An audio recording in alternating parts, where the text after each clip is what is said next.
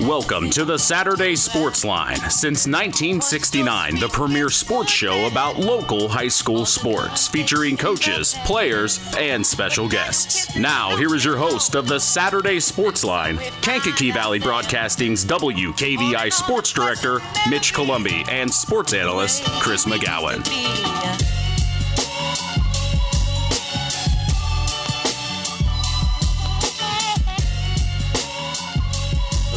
Used to be, yeah. The way we used to be. It ain't all it seems. Yeah. The way we used to be, even in your dreams. And we welcome you to the Saturday Sports Line, the longest running high school sports show in Indiana, thanks to our very own Harold Welter.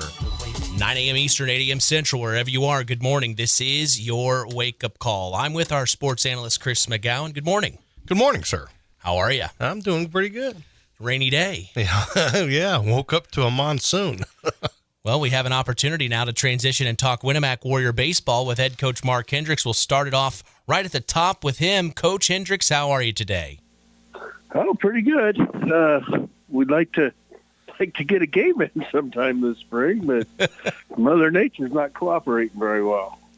I was going to say, we have that rain this morning. I doubt you're coaching a base as we're talking to you like you were last year, but No, maybe in a canoe, but not out on the field today.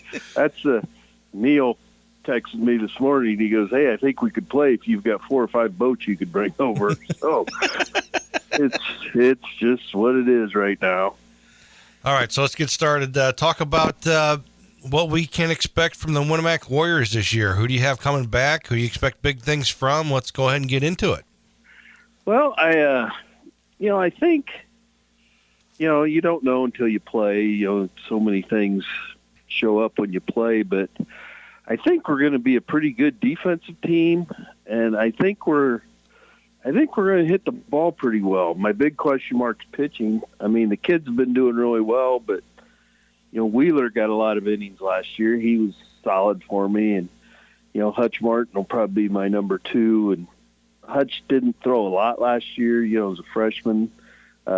He's a really good player, and I expect big things out of him. And probably my number 3 pitcher is probably Caden Runk. Caden's worked really hard. He just signed with Bethel this week.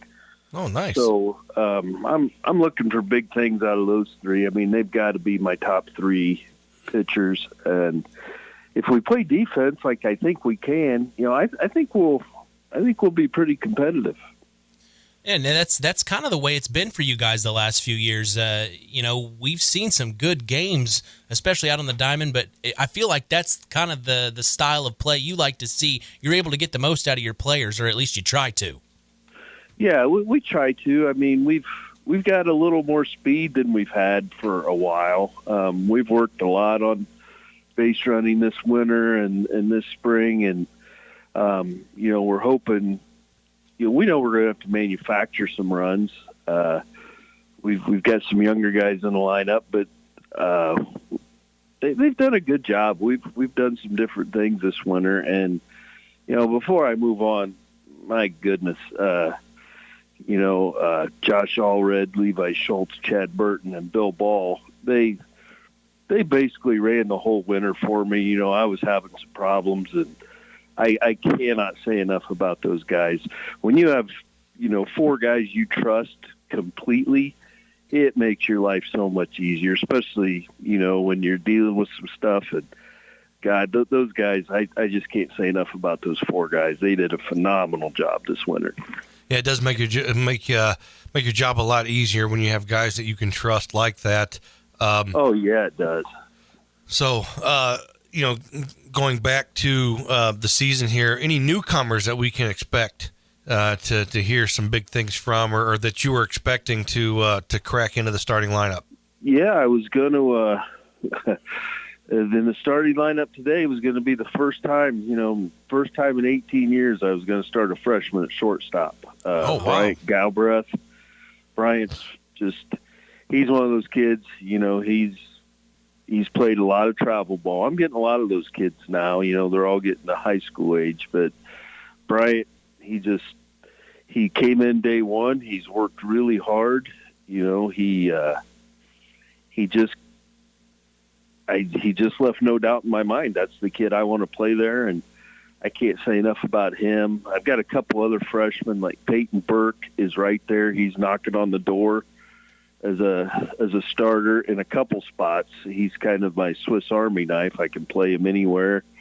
And we got a lot of sophomores who got some varsity time last year. I talked about Hutch. Hutch led us in hitting last year. Xavier was our catcher last year. He's coming back. Luke Clemens, about halfway through the year, got the job at first base and just did a great job. And Liam's going to crack into the starting lineup in left field this year. He's had a really good winter. He's been an infielder his whole life. I asked him in the winter to think about the outfield, and he's just done a great job. And, then we've got, the seniors and the juniors. So we've got some experience for being kind of young, but I'm excited about it. They're all kind of baseball players. I don't know if that makes sense, but a lot of times you just get kids that play, they're athletes. But I've got some baseball players for the next 3 or 4 years. I'm kind of excited about that. So let's get into, you said you worked on base running in the off season. Talk about what you did specifically. Was it more having the kids anticipate if they see the ball is going to be in the dirt and they're on first base to be more aggressive, that kind of stuff? The anticipation of it, or just how to make the turn, how to round it. Yeah, some of what you said, reading balls in the dirt.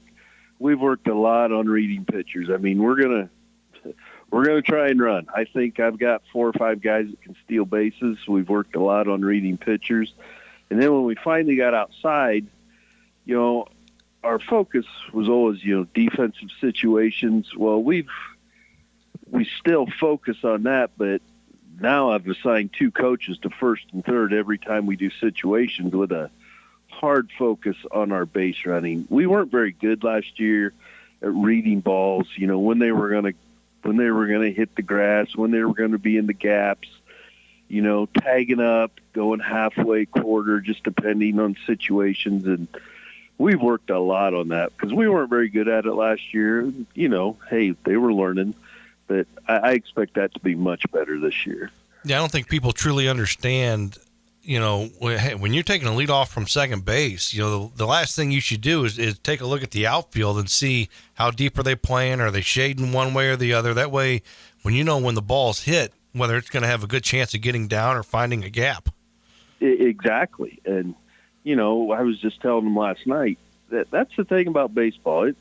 It's a thinking game, and it's a tough game. You could stand there for 6 2/3 innings and never touch the ball.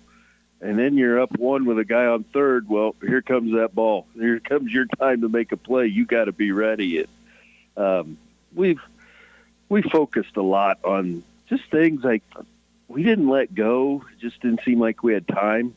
I'm kind of excited. Like I said, practice has been hard too. Getting outside and of course games.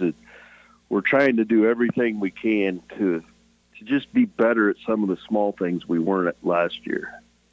Yeah, I'm looking at the roster, Coach. You're right. You're going to have guys that are going to be around for a while, but I wanted to talk some seniors. You'll have Will Malco for his final year. You mentioned Caden Runk, also Charles Cottrell.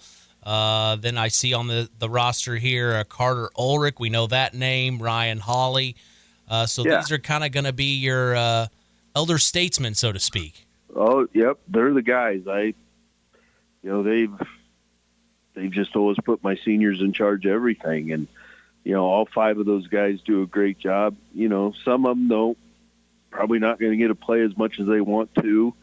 But this class is different. They don't hang their heads. They don't pout. They try and get better. And I watch that, and I'm going to try and get them in as much as I can. And I couldn't say more about those 5. They're really good boys. I'm just excited to get going. I'm counting 11 freshmen, Coach. This is a big freshman class for you. It is. I'm going to have 2 of those classes back to back, I believe. Wow. So, I'm excited. Like I said, starting with that sophomore class, there was a couple, like I know Wheeler played as a junior, but that sophomore class of my freshmen and my 8th graders, my 7th graders, these are they're a lot of travel ball kids. They've played a lot of baseball games. And, 15 years ago, I was one of those guys saying, what a waste of time this is, blah, blah, blah. But once you see the difference, it's nice to get some of those guys. Yeah, it's amazing when the kids, I want kids to play, multiple sports, and you're the same way. We've had that conversation before. Yeah.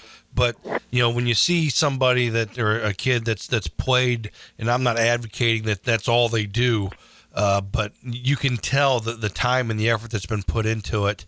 When you get those kids and they get on the field and they know, situational baseball. Yeah, you can just tell they played in a lot of games. And that's what I love about that freshman class and even that 8th grade class. We got 11 freshmen. I bet 6 of them are 3-sport athletes and probably 9 of them are 2-sport athletes. So, they're athletic. Yes, you learn how to compete when you play other sports. Just what you said, Chris. I'm a big believer in playing everything you can, and I think it makes a big difference, especially when you get older. And I hope parents are listening right now because I can speak from experience when it comes to being recruited and all that. I got recruited to play basketball, and the basketball coach told me, he was also the assistant baseball coach. He said, "Hey, I want to come watch you play a sport that you're not." He thought that I wasn't good at baseball. Was my best sport. He didn't know that. He said, I'm going to come watch you play a baseball game. I want to see how kind of how you react to situations that you're not comfortable with." I'm like, "You can come watch me play baseball. That's fine." Yeah. And he went right back to the college coach and said, "Hey, I got this guy coming to play basketball, but he's 30 times better at baseball. You might want to go watch him." Yeah. So cool. That you talk to a lot of college guys and you read it. It's one of the first things they look at. If they're looking at 2 kids that are about equal in talent, they'll take the multi-sport kid every time. Oh, yeah. Every time. And I try and tell parents, specializing in a sport in high school, I get it. I know you love it and everything, but get out there and do some things you're not comfortable with. It makes you a better athlete. It makes you a better person. It does. It really does. Every high school coach, I don't care what their record is. I mean, 99% of the guys I know, that's their job. It's not to make you an All-American. It's to make you a better person. And I think, especially we are so fortunate in our area, the whole WKBI area. We've got phenomenal coaches in all sports. And it's just kids need to get out and experience what each coach has to offer. Nobody's going to make you an NBA or an NFL player, but we're going to make you better people. You kind of talked about the sophomore class, Coach Liam Burton, Cooper Stout, also Hutch Martin. You mentioned him, Xavier Adriano. We know that name, and Luke Clemens. Talk about what you want or need to see from these guys now that they're out of their freshman role into the sophomore role, what you need to see from them in terms of maturation. That's a great question, and we started talking about that last night. The sophomores, it's a really good sophomore class for me, top to bottom. And I've talked to them kind of individually, and the freshman year's over, and still there's a couple of them. This will be their first varsity experience, but you've got 5 seniors, and they do a great job. My junior class is a little light, and I told them, you can't be typical sophomores. You can't make, you're going to make physical mistakes. That's going to happen all the time. Pros fail 7 out of 10 times and make millions of dollars. I said, but we can't make the mental mistakes. And as a class, that sophomore group, they're a pretty good baseball class. So they've been doing a good job. The horsing around and stuff like that, I just haven't seen hardly any of it this year. They've all grown up, and you still freshmen still figuring some things out, but the sophomores have came a long way in 12 months, and I'm looking for big things. We've talked about the Hoosier North Athletic Conference, a competitive conference. You'll see the normal guys you'll see, but also I see you fit in some other good non-conference games in. I see South Central on May 5th, Rochester on April 21st, and then Knox was supposed to be today. We hope we get that game. You hope you get that game in, but I mean, it seems like overall strength of schedule along with that HNAC conference battles throughout the season. It should be a good season for you, hopefully. It should be. We got them on the schedule last year, and we'll keep them. Couts. They went to the state finals, and they've got everybody back. And our conference is it's a really good baseball conference. Everybody's talking about North Miami and Caston like they should, but I think Triton is a sleeper in the whole thing. I think Triton's got almost everybody back. Their coach does a great job. I think Triton will be a really good team. There's not a lot of weeks off in the HNAC. You gotta play. You better have 3 pitchers that can bring it because everybody hits the ball, it seems like, really well.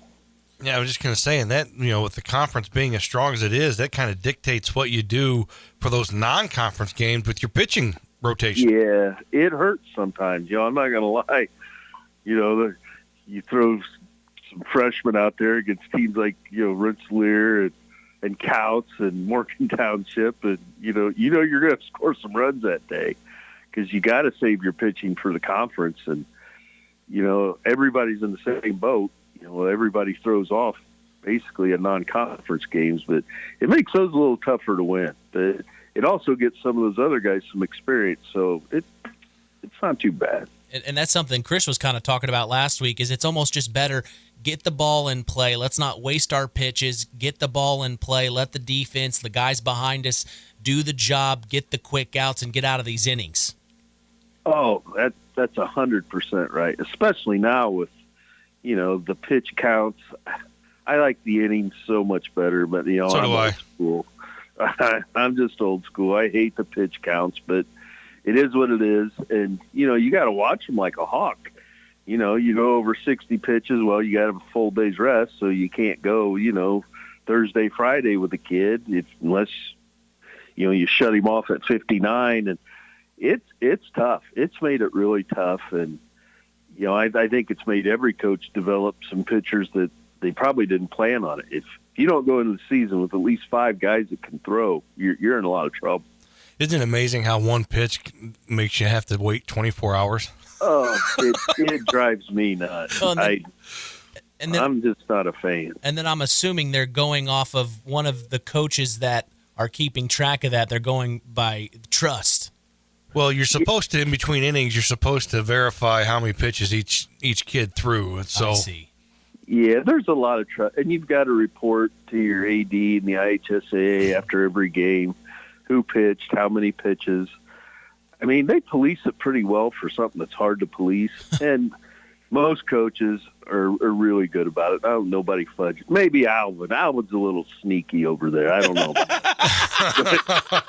but everybody else does shots really fired. Good job. Boy, that'll be a good matchup this year. Make sure we got that one on the broadcast schedule. Alvin had that one coming. Coach, what's the goal for this year? Maybe not just in conference, but overall. Conference, our goal is to always finish in the top 2 or 3 and, win it, obviously, if we can. And, we're in a good sectional. We've got to get better every week, take advantage of these conference games, get as good as we can. Bremen and Jimtown and Knox is in there. It's a good sectional. We just want to be able, at the end of the year, to be able to play with everybody in there. And I think we were there last year. We were one swing away from beating Bremen. We've got to get over that hump, and I think these kids will work hard and try and get there. Well, we're going to see that game against the Blue Jays on April 28th, weather permitting, Coach. It should be a fun one. It will be. And, I forgot, for Chris, it's been tough because, it's been an early spring. IU was out so early and Purdue was playing. Spring started a long time ago. Yeah. Oh, we need to start playing some games. Yeah, no kidding. Well, let's hope it happens soon, Coach. I always appreciate talking to you. I know Chris loves talking to you. It's an honor to get to talk to you, Coach. All the years you've been coaching, always appreciate you taking your time. Hey, I love what you guys do. It's high school sports are the best thing going, in my opinion, and everybody appreciates it. All right, Coach, take care. We'll talk soon. All right, thank you. Great conversation, Coach. That is head coach of the Winamac Warriors Baseball Club, Mark Hendryx, here on the Saturday Sports Line. We appreciate him. We're going to stay with Winamac. We're going to switch over to softball, talk with head coach Jenni Belcher. I'll get her on the line. She's up next.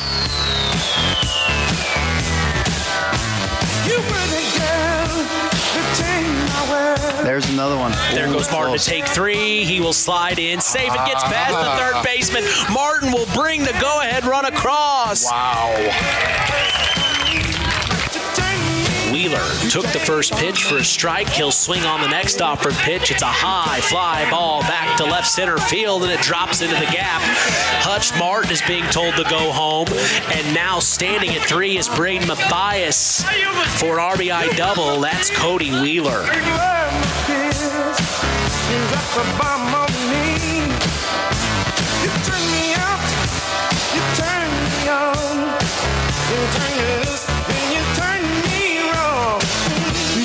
Bomb on me, baby. You dropped the bomb on me. But you turn me up, you dropped the bomb on me, baby. You dropped the bomb on me. The Stark County Co-op has been a member-owned farm services co-op in Stark County since 1928. That's over 90 years, and they're still providing the same quality agronomy services to the farming community of Stark and surrounding counties. The Stark County Co-op is an LP and fuel provider. The Stark County Co-op purchases grain at both locations, Hamlet and Brems. You can reach them by phone at 1-800-782-3392. Stay tuned for more sports talk with Mitch Columbi and Chris McGowan on the longest-running high school sports show in Indiana, the Saturday Sports Line. Frayne Mortuary in Winamac is family-owned and operated with 3 locations serving Pulaski County and the surrounding communities. Frayne Mortuary has provided our community with caring and compassionate service for loved ones. Our licensed staff is available to assist you with pre-need funeral planning and at-need funeral planning. We provide traditional burial and cremation services. We offer a full line of headstones and monuments at Frayne Mortuary in Winamac. It's our family serving your family. Pulaski Memorial Hospital. Quality care closer to home. Pulaski Memorial Hospital is all about community and keeping our community spotlight shining on the accomplishments of our youth. That's why PMH is proud to be a sponsor of our local high school sports action on WKVI, our community radio station. Pulaski Memorial Hospital. Quality care closer to home. You're listening to Mitch Columbi and Chris McGowan on Kankakee Valley Broadcasting's WKVI. We welcome you back to the Saturday Sports Line as we transition to talk Winamac softball with head coach Jenni Belcher. We've got her on the line. Coach, good morning. Good morning, Mitch. How you doing today? We are doing good. The rain is not holding us back. We're staying positive, bringing positive vibes out to all the area teams. We hope they get some games in. I know you got a game in last night. Big win over Carroll, 14-2. Coach, let's talk about it. Yeah, we had our game canceled on Tuesday, so I think our kids were really excited to play. I know they were anxious to take the field. They get tired of practice, especially when a lot of those are inside.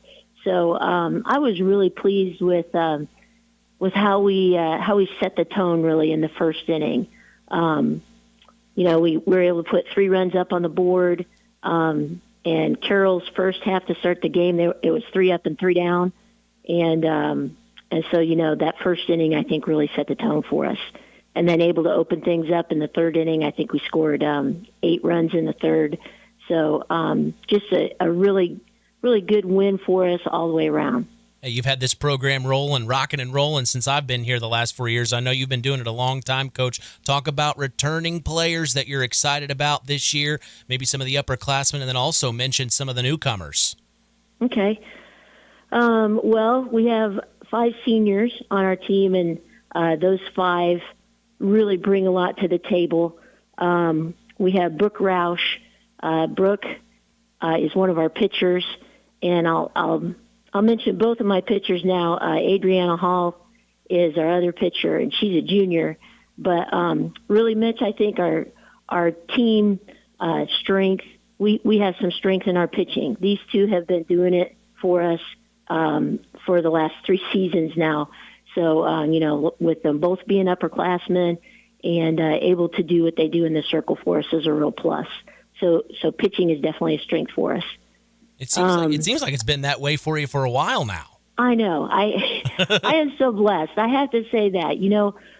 It's not like I'm an awesome pitching coach or anything like that. We just have kids who we were able to identify early. We have kids who start throwing when they're young, and we try to get them, hooked on pitching and go into some lessons and stuff at a young age, and they work hard at it. And, those 2 that I mentioned, most people don't see the amount of time and effort that they put in the off season. They've been throwing in the gym this season since January. So by the time season gets here, it's ready to pay off. So we're looking for good things from Brooke and Adri. Yeah, definitely a good couple. I mean, we've seen them over the last few years. They are very good. But also talk about some of the other players on this team you're excited about. Yeah, so our other seniors are Brody Goodman and Michaela Werner, Corinne Ulrich, and Hannah Meyer. And those 5 seniors are really doing a good job of leading the team for us. Michaela's been starting for us in center field for 4 years. Brody's been playing first base for us for 3 years. It's really nice to have Corinne back in the lineup. She missed all last season due to surgery. So she's going to kind of be one of those kids who's flexible, and we kind of have to find out where we need her most and in different situations where she might be playing. She can play both infield and outfield.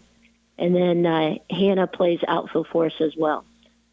When we move on to the junior class, I already mentioned Adriana. We also have Maggie Keller. And Maggie is just a little spitfire. She's our shortstop, and this will be the second year for her to play shortstop. She started as a freshman for us in the outfield, and we moved her in the infield last year. And Maggie's a kid who, plays a lot of travel ball in the summer and improves her game and works hard all the time. She's going to be a force for us on both defense and offense. Then the sophomore class, it's nice that they come back as sophomores. That freshman year is quite a learning experience. We have Grace Roth to start off with, and Grace played or was a starter for us last year in various positions. She started some at second base, started a little bit in the outfield, and this year she's going to be behind the plate most of the time. So Grace has moved to the catcher's position. We also have Trinity Harlan and Sophie Werbluski, and Trinity is an infielder and will get some opportunities, I think, in our lineup, and Sophie is an outfielder for us. So those are our returners coming back. And are you excited about the freshmen? Oh, yeah. Yeah, we have 4 freshmen.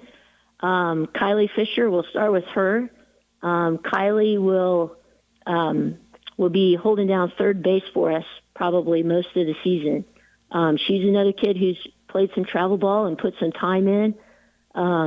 So she is ready to go, and at practices, she's adjusted well, I would say. And so she's going to be contributing right away. The other 3 freshmen are Abby Keller. Abby, we're working on Abby to become an outfielder for us. And the other one is Jordan Compton. Jordan's another one that might be versatile and be able to do a couple different things for us. And then we also have Delilah Hanson, who is a first baseman. All right, Coach, let's talk about any changes to the coaching staff, or you still status quo? We have one change. Doug Roth has joined our coaching staff. I don't know if you remember, but Micah Combs was one of our assistants the past 4 years, and his daughter graduated. So he's moved on, and we've had Doug Roth, who said he would step in and fill that spot for us. So that's been a real plus. Doug is he's a baseball guy. I got him on staff, and he's a Cincinnati Reds fan, which, doesn't please me as a Cubs fan, but I'm with you. There we go. But we're real happy to have Doug. We have Steph Smith returning, Dana Summers is returning, and Courtney Brand is here again as well. So most of our staff is back with the addition of Doug. Well, and I know you've always had a tight-knit group with your coaching staff. You guys have been together for a while. We have, yeah. And the thing that I would say about our staff is that, well, first of all, I'm blessed because they do so much that I don't have to worry about. But the second thing is, it really is a true team effort. Everybody brings their part to the table. So it's not like I have to do everything. And, I know a lot of head coaches out there that they do feel like everything falls on their plate. And we have our different strengths and weaknesses. And, like Courtney Brandt works with the pitchers. So she's in charge of the pitchers all the time during the ball games and at practices. And that's just one thing that's really nice. And then, each of us have our different roles to play, and it seems to come together well. We've talked about strength of schedule this morning with head coach Mark Hendryx, so we know about the HNAC, especially in softball too. It's a competitive conference, but I see some good non-conference matchups. I also see a Delphi tournament there on May 8th and 9th. Is that correct? Yeah, that's right. Go ahead. No, so it looks like you've put together a strong schedule to prepare your girls for the postseason. Yeah, that's the goal. When you win games, by a big number of runs, if you're winning games by the 10-run rule, that's fun. The kids like it and the fans like it. But, that's not really realistic when, like you said, when we're going to get into postseason. So we're trying to prepare for those tougher opponents that we're going to see in the postseason. When we sat down at the beginning of the season and talked with the kids about goals and different things that they wanted to do, you mentioned that Delphi tournament, and that was one of the goals that they put down. They would like to go to Delphi and see if we can win that tournament. So things like that, the Delphi tournament and tough opponents, hopefully are going to get us ready for the postseason. First time we will see you, April 23rd, the cross-county battle against the West Central Lady Trojans. That's always a good matchup. You'll have to travel to the west side of the county. Yeah. Playing West Central, that's a good one for you guys to go see because just like you said, records can go out the window. Yeah. When we go over to West Central, that's a battle. That's county rivalry, and both teams will be ready to go for sure. Yeah, and then that next night, scheduled hosting Knox. We'll be there for that one. Another rivalry battle. The War on 35 is what I call it, Coach. So, that's a couple of big games right there. And then on the 28th, that was baseball. I was looking at the wrong. I'm reading but on the May 4th is when you take on North Judson. So, some rivalry games there in a 10-day span. Yeah, that part of our schedule, you're right. We have. If I remember correctly, I think there's right in there somewhere we play 3 conference games in 1 week and 2 conference games in the next. So, rivalries and conference games are always games that are big, and you just can't beat the rivalries that we have between Pulaski County and Stark County and the schools there. And Mitch, I think part of it is because of the coverage that you guys do all season long in every sport. When you get to follow the other teams and follow their games like you do and their coaches, and you have the sports showcase, I think that just adds to the rivalries for sure. So I was going to ask you, do you find yourself rooting for the county when you say like West Central's taking on a team from Stark County, or or can you find yourself ever rooting for West Central? Oh, yeah. Over the years, to be honest, I'll have to ask Mike Bishop. I've been doing this long enough. See if this makes any sense to you guys. You get to know coaches. Oh, yeah. Players for teams come and go. But a lot of times, you have coaches that stick around, and I do root for coaches. You get kind of a camaraderie. I don't know how to. Yeah, there you go, camaraderie. Yeah, with different coaches, and I used to tell Brian Pilarski, he was over at West Central for years, and a good friend of mine. And I used to tell him, I said, you know what? I want West Central softball to win every game at one. Yeah. And he was the same way with me, So you get those relationships with different coaches in the area, and you support their teams when just as long as they're not playing yours that night. You kind of touched on a little bit, but what is the overall goal for this year's Winamac team? Well, like I said, the kids sat down and wrote some goals. We were conference champs last year, and they definitely want to go in defending that.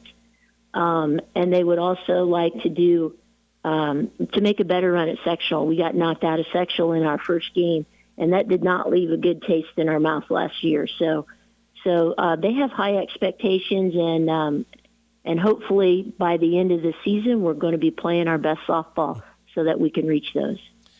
Well, it's always an honor to talk to you, Coach. We'll look forward to seeing you on April 23rd against the West Central Lady Trojans. Thank you for your time. That sounds great. Thank you very much. Enjoy the rest of your weekend. You too. All right, that is head coach of the Winamac Lady Warrior Softball Club, Jenni Belcher, here on the Saturday Sports Line. Warrior Nation, you got a couple of good teams. You're going to have to come out and support them. We're going to see them several times this year, as always. We're going to take a break, come back. We're going to go to Stark County now. The Oregon Davis Boys Baseball Club. Head coach John Danford in his first year. You get a chance to meet him. He's in the lobby waiting. Don't go anywhere.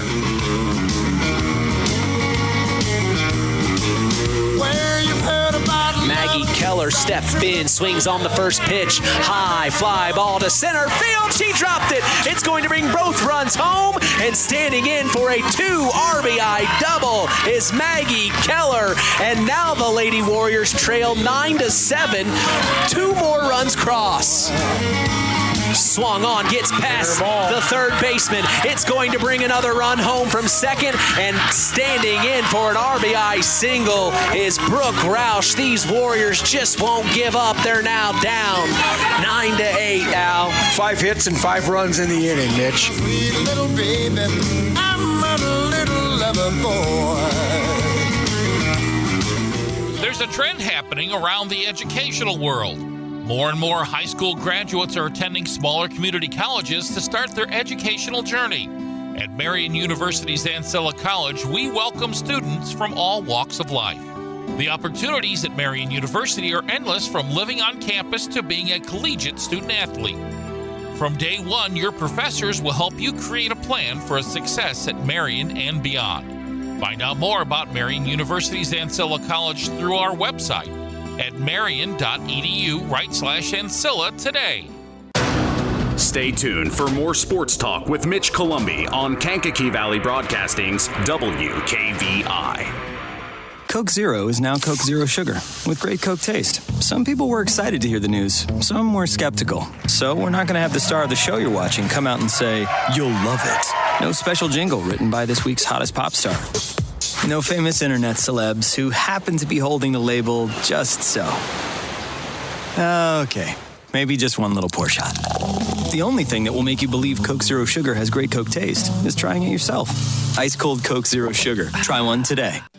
Frayne Mortuary in Winamac is family-owned and operated with 3 locations serving Pulaski County and the surrounding communities. Frayne Mortuary has provided our community with caring and compassionate service for loved ones. Our licensed staff is available to assist you with pre-need funeral planning and at-need funeral planning. We provide traditional burial and cremation services. We offer a full line of headstones and monuments at Frayne Mortuary in Winamac. It's our family serving your family.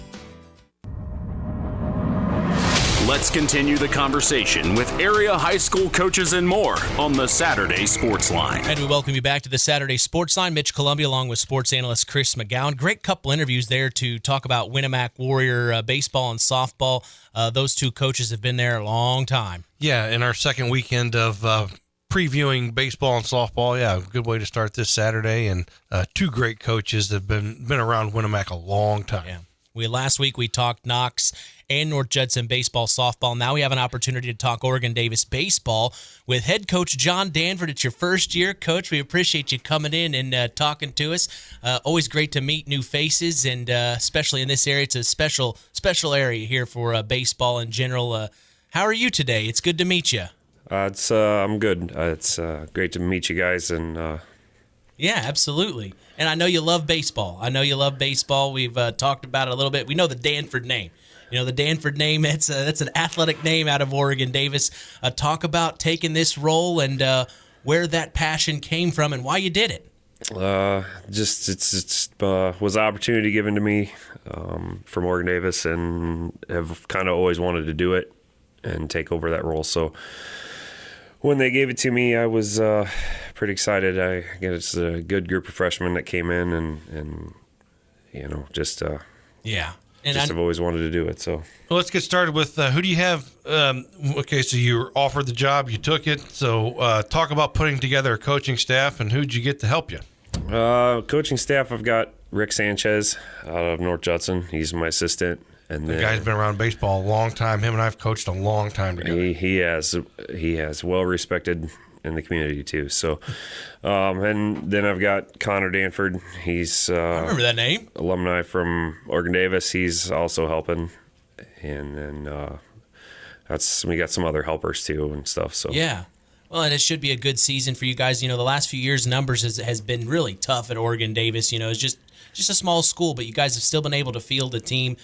Talk about getting guys that come out this year and who you're excited to see out onto the field. Tell us all the names you can. Well, we've this year we got 12 kids. Good. And we have, like I said, good group of freshmen. We've got 6 freshmen, 2 sophomores. And then we've got a couple returners from last year, Andrew Soroki and Nathan Cook. And then Brady Danford has decided to play this year, so that's a big add to our team too. That is huge. Brady Danford. Because I had heard that he was talking about maybe not playing, so yeah, that's got to be an added bonus for you. Yeah, for sure. He's just an all-around athlete, and I remember him a couple of years ago when he was playing baseball. Man, baseball. I mean, he's a great basketball player, but man, he's a great baseball player too. I mean, that's going to be an addition to your team. Talk about some of the young guys you're excited to develop. We got Bay Swanson. Sorry, Cashton's his older brother. Yep, right? Yep. Yeah, I was. They all blend together. Know them all. So, Bay Swanson and Hudson Danford. Those are two of the freshmen. Colton Wilson, Rylan McIntosh, got Taylor Landrum, and Harlan McCullum. Those are my 6 freshmen, and it's a good group of boys, that's for sure. Yeah, and as a first year head coach, what are some of the goals that maybe you have set for yourself as a coach, but also for this team? What do you want to achieve this year? I just want to see them get better, and like I said, we've been practicing pretty hard for the last 3 weeks, and they've already come a long way. So, I mean, we set our goals high, but we'll see how far we get. So let's talk about what kind of a baseball team are we going to see? Are you going to be aggressive on the bases? Are you looking to play small ball? You go to the Randy Roberts, Washington Township. That was a guy that I always hated coaching against, because if the bats weren't working, he would have no problem laying down 27 bunts in a game and make you field the ball defensively. So what kind of a team, what's your philosophy when it comes to coaching the game of baseball, and if you had your ideal team, the style of play, how would you play the game? Well, we set our focus on defense. That's the biggest thing for us. So I think we'll be prepared for that. Hitting we'll probably struggle a little bit with, but I mean, all around, I mean, the hitting's the big thing for me. That's what everybody loves to see. That's what we love to see too. So. Okay. Well, and we've talked about the Hoosier North Athletic Conference. It's a competitive conference, Coach. This is a baseball conference. So you're going to see some good teams. You're starting right off the bat against Caston here on the 7th. And then I see North Miami. You also mentioned North Judson this upcoming here shortly. So, I mean, you start the season off hitting the ground running here. Yep, for sure. I think we have 5 conference games right out the first week here. So, wow. Yeah. You need to talk to your athletic director about that. Yeah. You kind of want to build up. Fire. Yeah, you kind of want to build up to getting into the conference play a little bit. Give yourself some games that you can compete in, and that, not saying that you can't compete in the first 5, but still, it's just tough that's a lot of pressure to put on, especially you're talking about 80 or 12 being freshmen and sophomores. Yeah, for sure. You're getting a taste of that right off the bat. I guess the best way to think about it is the only way to get there is you got to go through. You got to go through the conference. Yep. And then, of course, you'll see the Winamac Warriors. We'll see you. First time we'll see you the 13th here in Knox. You're taking on the Knox Redskins, so that'll be a good game. That's a non-conference game. I'm looking at your schedule. You got River Forest non-conference, Calumet Christian, Hebron a non-conference matchup, Marquette Catholic there a non-conference matchup. Also LaVille. You'll finish off the season from what I'm seeing against Westville. So you got some other good teams that you're going to be taking on in a non-conference battle. Talk about the strength of schedule and what you're excited about to prepare your guys for a postseason run, hopefully. The better teams you play, the better your team's going to get, obviously. So that's where what we're hoping for there. And I know, like I said, between the conference and some of those non-conference games, they're going to get a lot of experience. I know we've got, like I said, the freshmen, sophomores are really nervous, and we'll probably see that in the first couple games. But I think they're going to get there. So what I was going to say was the great thing about coaching young kids like that is the fact that sometimes they're too young to understand the magnitude of the situation, and you're going to be in games you have no business being in. But then the flip side of that is, games you should win. Sometimes that youth is going to be exposed, and you're going to be in games you probably shouldn't be in. The one question I have for you, with this being your first year, and you're familiar with, you've been around in a long time, but now that you're in the fire, so to speak, talk about how you're going to handle your pitching staff and who you have pitching. Well, believe it or not, we've got eight kids that pitch. Oh, wow. And so that's a nice luxury to have. Yeah, the three upperclassmen, they're all pretty tough as far as pitching goes. And then I've got five of the six freshmen pitch. So, that helps. So. Yeah, definitely. And then, like you said, it's going to be about getting contact, getting the bats on the ball, getting a ball in play. But I also wanted to ask about, talk about the pitch count. He was kind of mentioning it earlier with Coach Hendryx. That can kind of be tricky sometimes when you got to keep a guy. You need him for the next couple of days or so. Talk about that and how you handle that with your coaching staff, or hoping to. Well, we've kind of gone over that a little bit, and I think we're gonna. Basically, we're gonna try and pick the important games we want to go after, right, and rely on our freshmen a lot for the other ones. So that's our plan as of right now. Yeah. So. Well, yeah, and it's nice to have that plan, but then Mother Nature rears her ugly head, and decides to throw a monkey wrench into it with rainouts and rain delays. And talk about the conversation. It hasn't happened yet, but when it comes time to rescheduling a game, maybe talking to the athletic director. Maybe we ought to, because of the pitching. Do you try to want to play as much as possible? I think you would, but again, you talk, you put the emphasis on conference, and so you don't want to butt two games up back to back, where non-conference and conference, because of the pitching. So talk about your thoughts on that. That's a tough one. So it's just deciding on who's going to pitch what game, I guess. But we want to play them all, so we've talked about that with Aubrey, and just we try and work around it, but yeah, it's just part of you deal with the elements. Well, I'm just trying to give him things to think about. He's like, thanks, Chris. He's probably gonna walk out of this interview, get in the car, and go, "What in the world did I decide to do?" Well, and I'm assuming you went to Oregon Davis. I did not. I went to North Judson. Actually. You went to North Judson? Yep. Oh, wow. Yeah, Danford's it's a Judson name that kind of migrated over. I'm sorry for assuming. It is.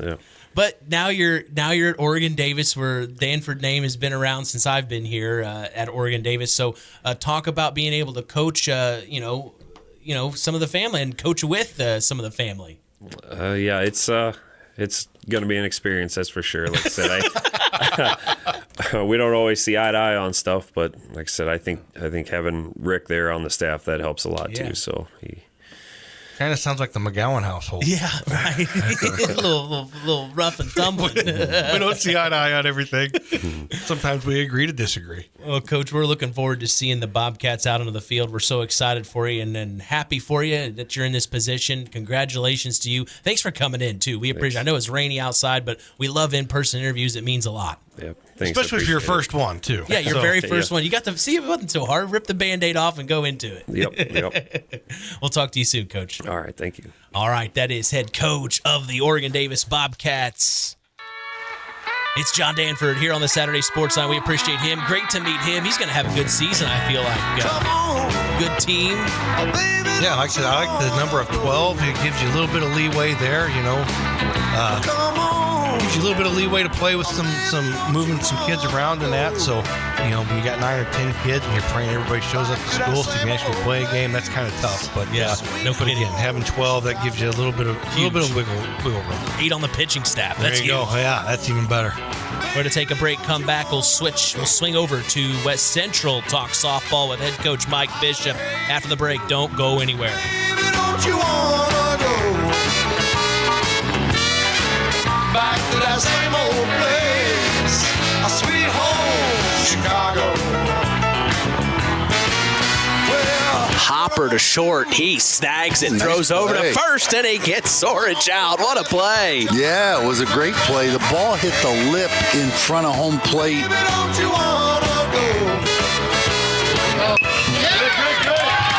Slicer back to second. Underhand throw. They get the out to Jonas McEwen, but bringing one across is Trevor Campbell. The Bobcats will bring a run.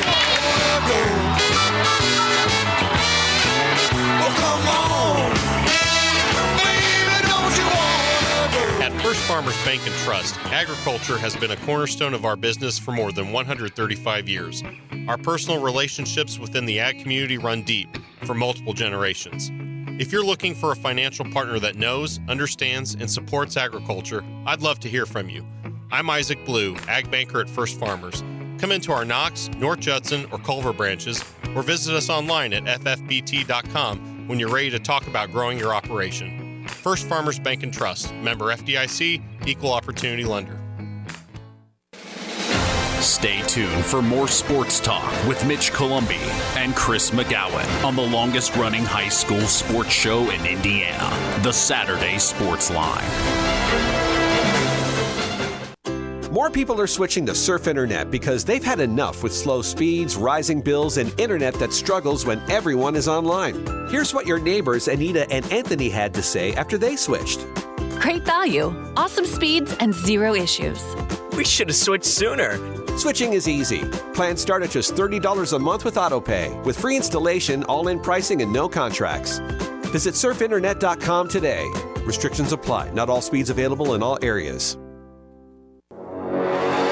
Listen for more insight in local high school sports on the Saturday Sports Line. Here's your sports director, Mitch Columbi. We welcome you back to the Saturday Sports Line as we now transition to talk West Central softball with head coach Mike Bishop. We've got him on the line. Coach, good morning. Good morning. How are you guys? Been doing pretty good. Doing good today, Coach. We've been talking to several of our area teams. We talked Winamac softball. Your rival, of course, we'll see you guys on the 23rd, but we're wanting to talk to you now. What do you got? Yeah, let's just go and start this interview right off the bat where we finished up with Coach Belcher. Can you ever find yourself rooting for Winamac, Coach? I don't. Being a West Central alum, I mean, Winamac's always had our number, so I'm hoping with our programs there we can kind of turn some things around and return the favor there a little bit. All right. What about when you're not playing them? Well, I would say that I would cheer for them against some other teams we may face. I love it. All right. Well, let's talk about this year, Coach. You're coming back. Glad to have you back. I'm sure what Trojan Nation is as well. Talk about this season and what you have in mind, maybe goal-wise. I think that we're just really pushing on, continuing growth. Some of these girls that haven't been coached this way, I've had a really good response from the team as far as just really become a defensively sound and just continue to build this program and go out and compete. Talk about some of the players you're excited about, especially the returners. We have several returners, a few seniors in there with some experience. I would say Cassie Lattimore is a sophomore. She played shortstop for us really good athlete. Continue to coach her hard. Has a bright future ahead of her. Her sister is a senior, Brooklyn Lattimore. I'm sorry. She plays third base for us. Is actually going to probably get some opportunities on pitching as well. Gracie Kopka, returning starter, played first base. She's going to get back in pitching this year. Kyra Lehman, she's played middle infield for us last year as a junior. I've seen a lot of growth with her over the last couple of years. Sydney Mellon, another senior, outfield for us. Ellie Sparks, junior. I've seen a transformation from her from last year to this year. So we have some talent. We have some returning starters, and we have some young kids that are coming in that are hungry that didn't get an opportunity last year. Michaela Hawley, Sammy Franskowiak, Henley Bollinger, Zaylin Jacobs, or name a few of the kids that didn't get as much time as they like to last year, but I think they're going to have an opportunity this year. Yeah, let's talk about getting those girls to grow up. You know, now that they've got that last year under their belt, talk about what you're asking of them in terms of, you know, hey, we're taking the next step now. This is what I need to see from you. I've really kind of been pushing on them to come in and just work hard every day. Not necessarily work hard for me or the coaching staff, but work hard for each other. All of us that are doing this coaching in high school, we have other jobs, so we have other things that take us away from it too. So I'm asking them to come in and be committed all the time, push each other to get better. I've had the philosophy that I need to take the bottom of my roster and make it the middle of my roster and my middle of my top so I can push my top kids to be elite. Absolutely. And let's talk about the Midwest Conference. You're starting that off here on the 7th against DeMock Christian on the road. Talk about this MWC. I think that there's some good teams in there for sure. Last year, North Newton winning the state championship with a lot of help with Sidney Rainford. They have some pitching that came in there. They have some good athletes over there as well. Tri-County being a really tough team. They got a lot of returners this year. I think the Midwest Conference they're going to go in and compete, and whoever wins that sectional coming out of there is probably going to make a pretty good run through the state, I'd say. Let's talk about the coaching staff. Who do you have with you? All my coaches returned this year. Mike Lattimore is my assistant coach. He has started working with a lot of these girls in the youth programs, worked in the middle school program. Mike's kind of the hype guy. He coaches a little bit different than I do a little bit, and we get both of those sides, and I think that we've both learned from each other. I have JoLynn Floto. She is the she's the JV coach. She returned. She was with Brian's staff in the past. She returned again this year. Gives us that female presence, someone that's played the game, and she's continuing to learn, I think, from us too as well. And then I have Curtis Erb, which is another assistant coach.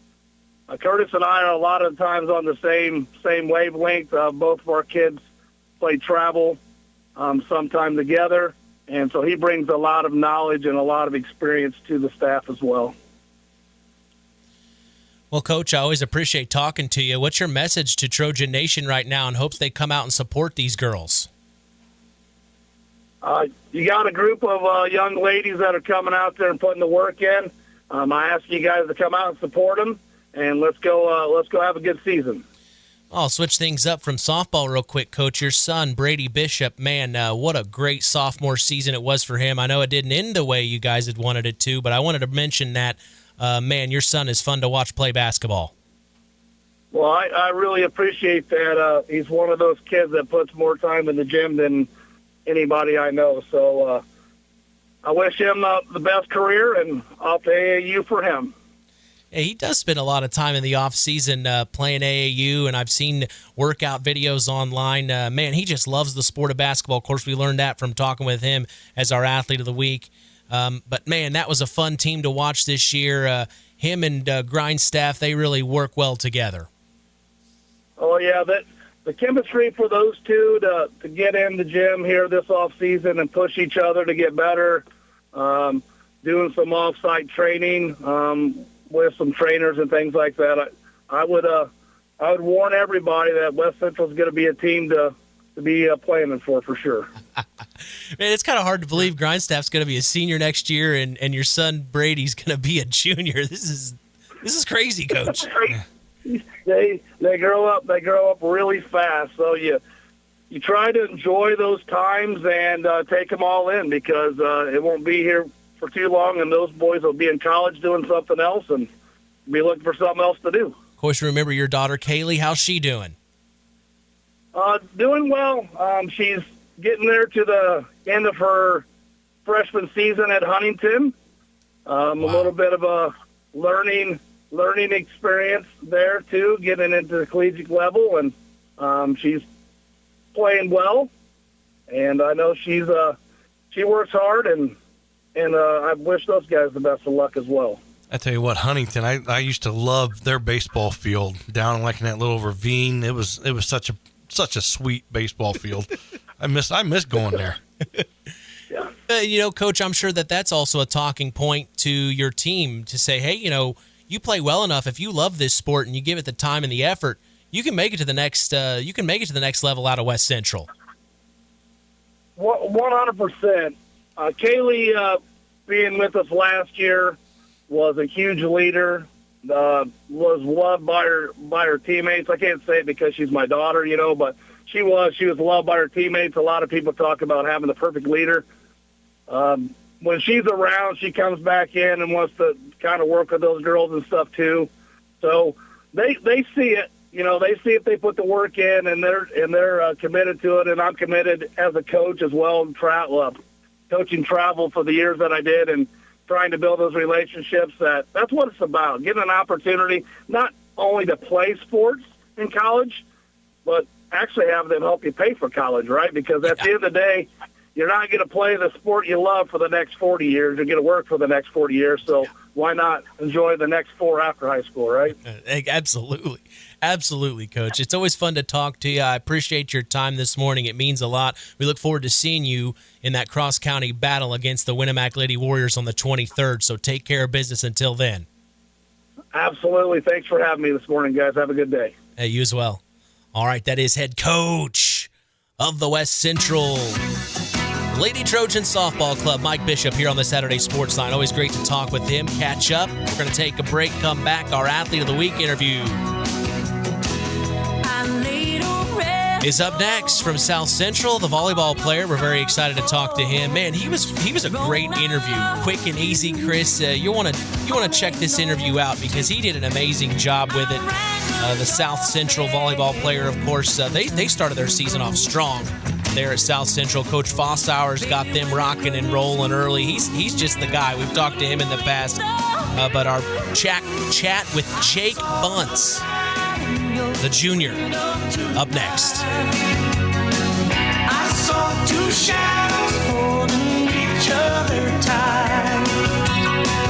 I know the truth when I look in your eyes. Both runners in scoring position here. Here's the 1-2. Pop up high. It looks like the second baseman's going to try to track it down, and it falls through and stays fair, and it brings both of the Lady Trojans home to score first. And now Brooke Lattimore's going to go to second, and she's going to make it happen off the air. An RBI double for Brooke Lattimore as she brings 2 home. This thing for you. Coke Zero is now Coke Zero Sugar with great Coke taste. Some people were excited to hear the news. Some were skeptical. So we're not going to have the star of the show you're watching come out and say, "You'll love it." No special jingle written by this week's hottest pop star. No famous internet celebs who happen to be holding the label just so. Okay, maybe just one little pour shot.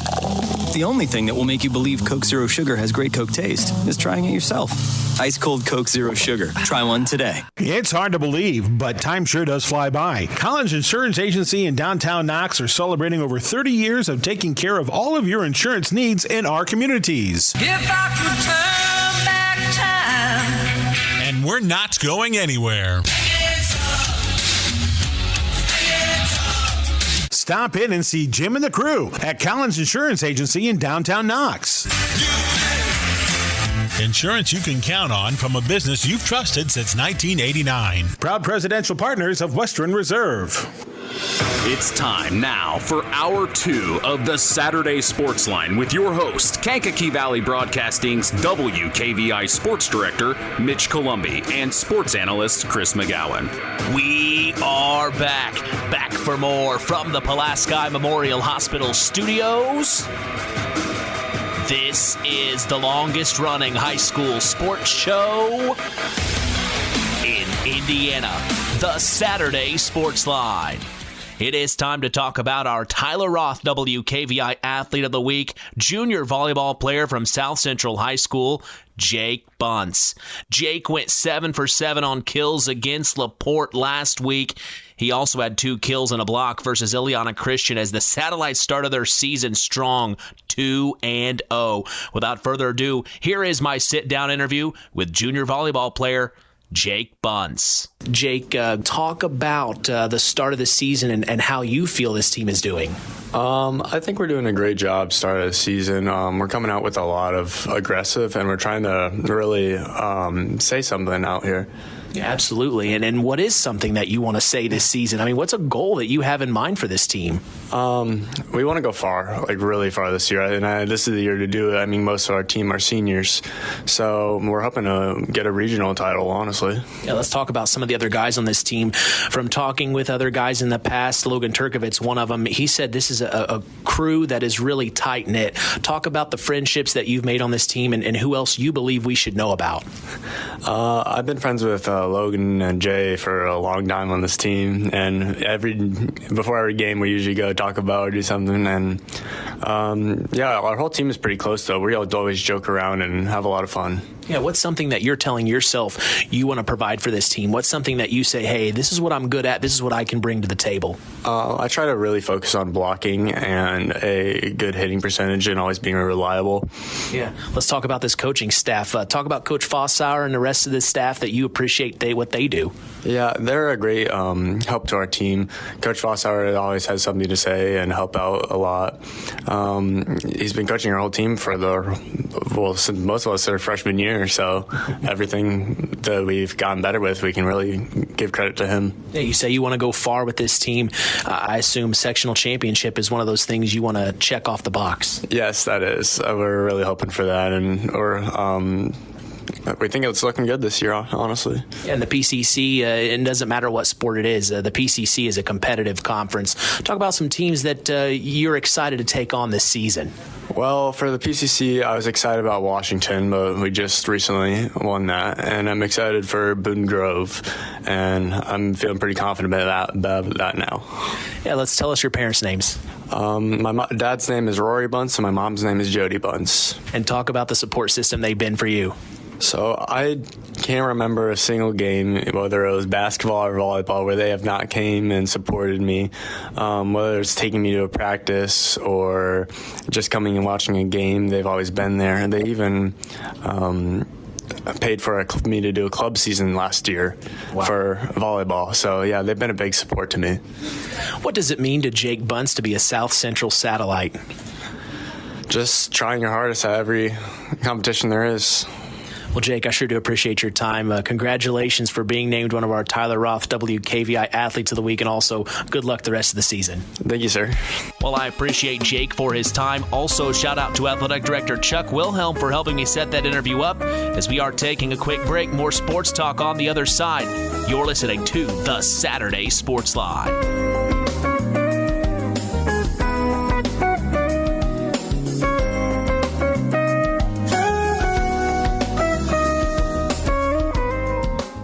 LAP Waste can offer services for trash removal, large or small. Here's Kirby Anderson. We do offer front load service in 2, 4, 6, and 8 yard dumpsters for front loads. And we also do a lot of roll off in 12s, 15s, 20s, 30s, 40s, and we even got quite a few packers at job sites that are permanent places to where they need to dispose of a lot of trash. Here's Honey Lamer. Just give us a call at 574-542-4019, and we'll get you all set up. It's hard to believe, but time sure does fly by. Collins Insurance Agency in downtown Knox are celebrating over 30 years of taking care of all of your insurance needs in our communities. If I could turn back time. And we're not going anywhere.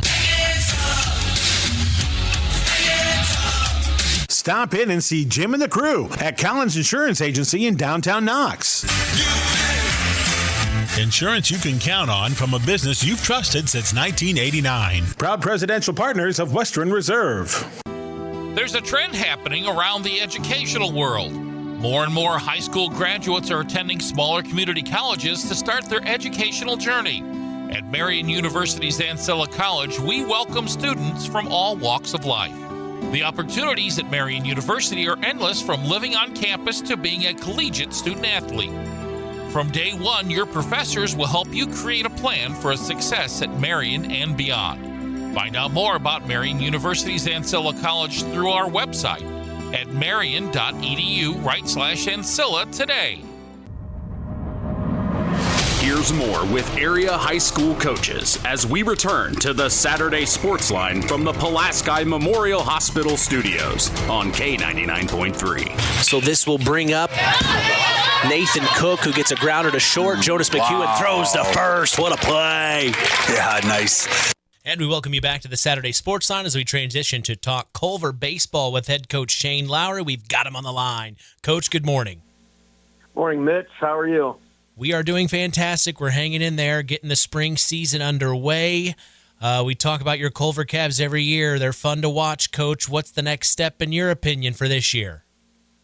Oh, this year is definitely a build off of the last two or three. We, for the past couple years here, have grown the program. Our numbers are in the 20s. Our middle school program's doing well. We have some really good senior leadership this year. 1, 2, 3, 4, 5, 6, 7 freshmen that will earn some playing time. Very competitive roster. Just looking to take that next step for Culver baseball and just put a good competing team out there that has an understanding of the game of baseball. Well, no, go ahead. No, I was just going to say it makes it nice. And you got a good mix, old and young, to come back and talk about that senior leadership and who you look to lead the way.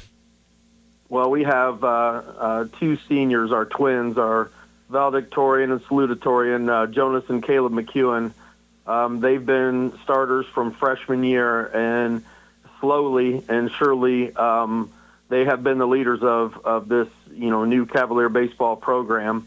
And then we have another senior, Matthew Baker, who's a program player. He's been there from day one, makes it to about everything. He's hearing impaired, so it's a challenge for him. But he's a good person who understands how to take a good at-bat, and that makes a big difference. He'll definitely be called upon to do some pinch hitting for us. But Jonas and Caleb have been our program. They both pitch and shortstop and center field and catch at times, so right up the middle, the strength of our team. It's a chess match when we move them around, trying to find people to fill those spots just to stay competitive. But, yeah, those two I can't talk enough about. Come from a great family. Matt and Jessica do a great job with their whole family and their kids. They're great for our program. I'll talk about Matt a little bit here. He's been an assistant coach of mine for the past couple years. So, yeah, it starts with good senior leadership, and this year we definitely have it. I couldn't imagine what that would be like in the household with both the valedictorian and salutatorian. I wonder how much trash was being talked about, grade point averages. Oh, yeah, it's competitive. It goes deeper than grade point averages. I know Jonas was the quarterback, and Caleb always he thinks he's the better quarterback. But watching them compete for the past, I don't know, however long I've known the boys, it's fun. I mean, they compete in a little bit of everything, but they're perfect for each other. They do a great job playing off each other. They've led our our sport programs. They're just two great kids from a great family. And correct me if I'm wrong, they're both going to IU? Yeah, they're going to go to IU, and I think they're rooming together, so it just continues. The trip continues from birth all the way through college, so we'll see what happens beyond that. I'm not going to speculate. Hey, I'm not feeling good today. Can you fill in for me at class this time? Yeah, I generally do a pretty good job of distinguishing between the two. It's taken some time, but the funny thing is when you just get a little heated there in the dugout or whatever, I just start throwing things out there, and one of them will come up to me and say, "Hey, I'm Jonas." And it's like, I knew who you were, one of those things. And they're like, "No, you didn't, Coach." Yeah, they still do it with a smile. They're both in my classes, and our families are close. We do some things together, so it's a good thing. They're great for the program. And I also see another senior on this squad, Matthew Baker. Yeah, Matthew Baker, kind of just talked about him a little bit, program player. He does a good job of making contact, so he'll be someone that we'll definitely call upon, take a couple big at-bats throughout the season. But, you need those program players, too. You need those people that show up and lead by example, and he does a good job of that. Yeah, one of the names that sticks out to me that I thought was really good as a freshman, did good job behind home plate as your catcher at times, was Cale Bushman. He did a great job, I thought. Yeah, Cale did a great job. If I go backwards a little bit and talk about my two juniors, then I'll get to my sophomore Cale. But I've got Hunter Albert, who's returning. He's a honorable mention all-conference last year, and his defense is getting a lot better at first base. He invests in the summer, plays in some summer teams and off-season stuff. He does a great job of leading with his at-bats and making contact. He's probably the person I expect the most out of to drive some runs in. Then we got Drake Zorich, football player, basketball player, wrestled too. I mean, he's a jack of all trades there. He's a beast in the weight room. He does a good job for us with leadership. I expect him to kind of work with the younger players of just leading them by example. Sometimes we have to talk to him and back him down with that football mentality, but you need that with all sports. That competitive juices need to be going, and he definitely does that. And then, you kind of mentioned Cale. Cale, freshman last year, did a great job catching Jonas and Caleb. That's not easy to do. Those two guys, they were part of the Diamond Spiders, the Legion team in the summer, and they just play a lot of baseball, and they both can throw, low 80s, mid 70s. So asking a freshman to kind of, take that as a challenge, and he did a great job. He's a wrestler, and this year he did a great job with his wrestling team leading them, and he just has that those instincts behind the plate, the movement, his lower half and his body. He just does a good job. Then we got Nick Scouten, who's a sophomore, played a little right field for us, a little second base last year, learned a lot. And Owen Tanner, same thing. They filled in some spots last year. We had some gaps and from the year before, and those two guys stepped up as, freshmen and did a good job to kind of help us out there. Some newcomers to watch. We have a sophomore move back to Culver, Mitch Ramsky. He was a swimmer this year, very athletic kid.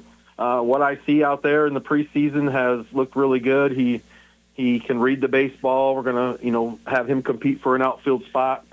And then we got, 4 or 5 freshmen here that are going to really add to the program. They're all players.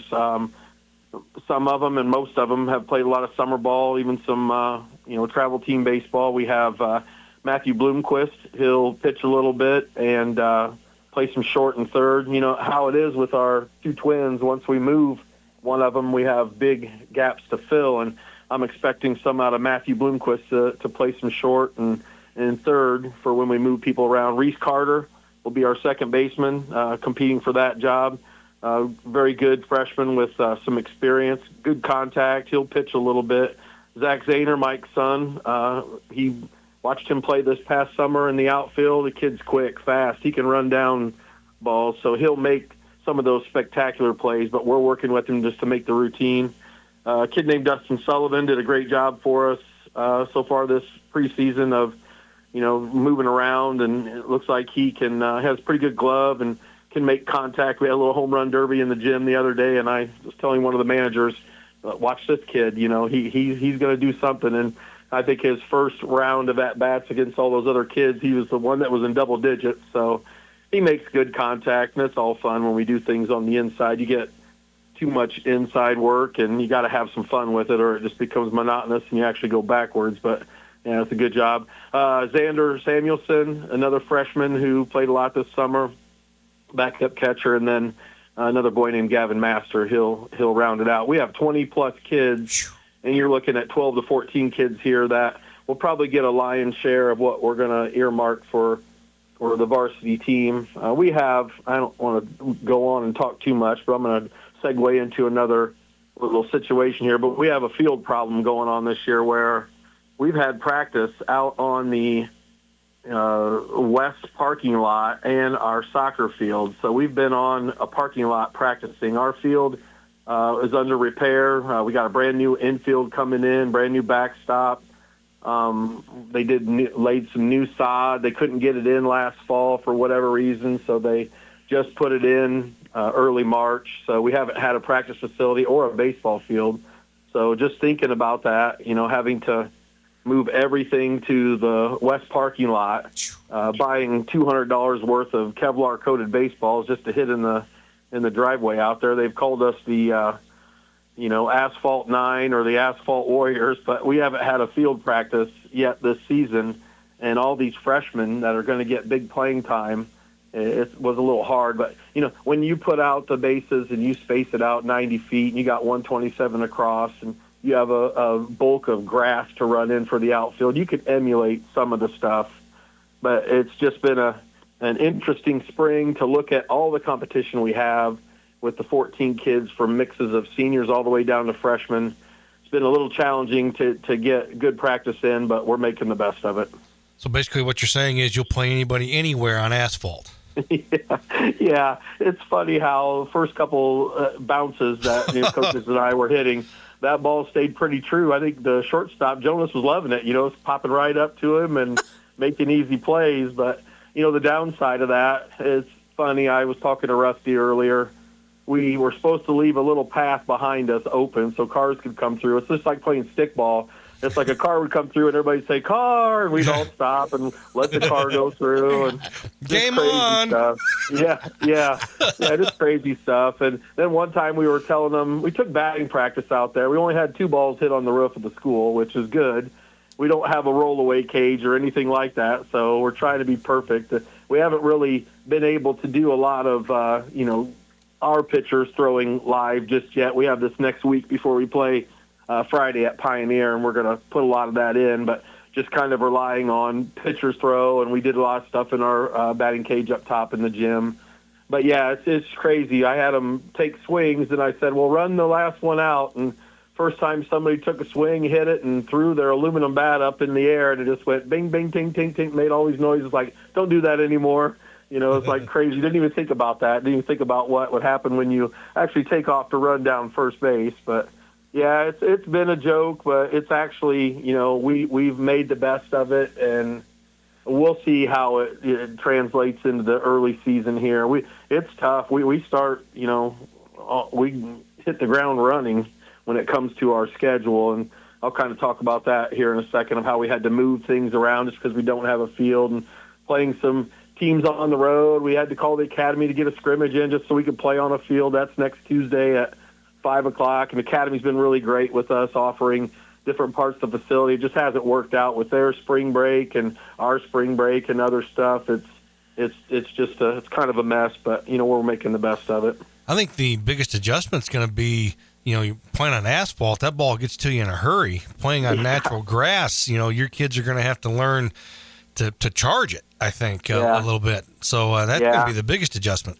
Yeah, well, I emulate the best I can. There's a lot of slow rollers, and that's another thing about cut of the grass. There's no cut of the grass, and Brett didn't want me spray painting the parking lot all up by putting lines where the cut of the grass would be, foul lines. I spray painted some bases. I told him I was going to do it, and then just did it. But so there's you can see where the bases are in our parking lot, but.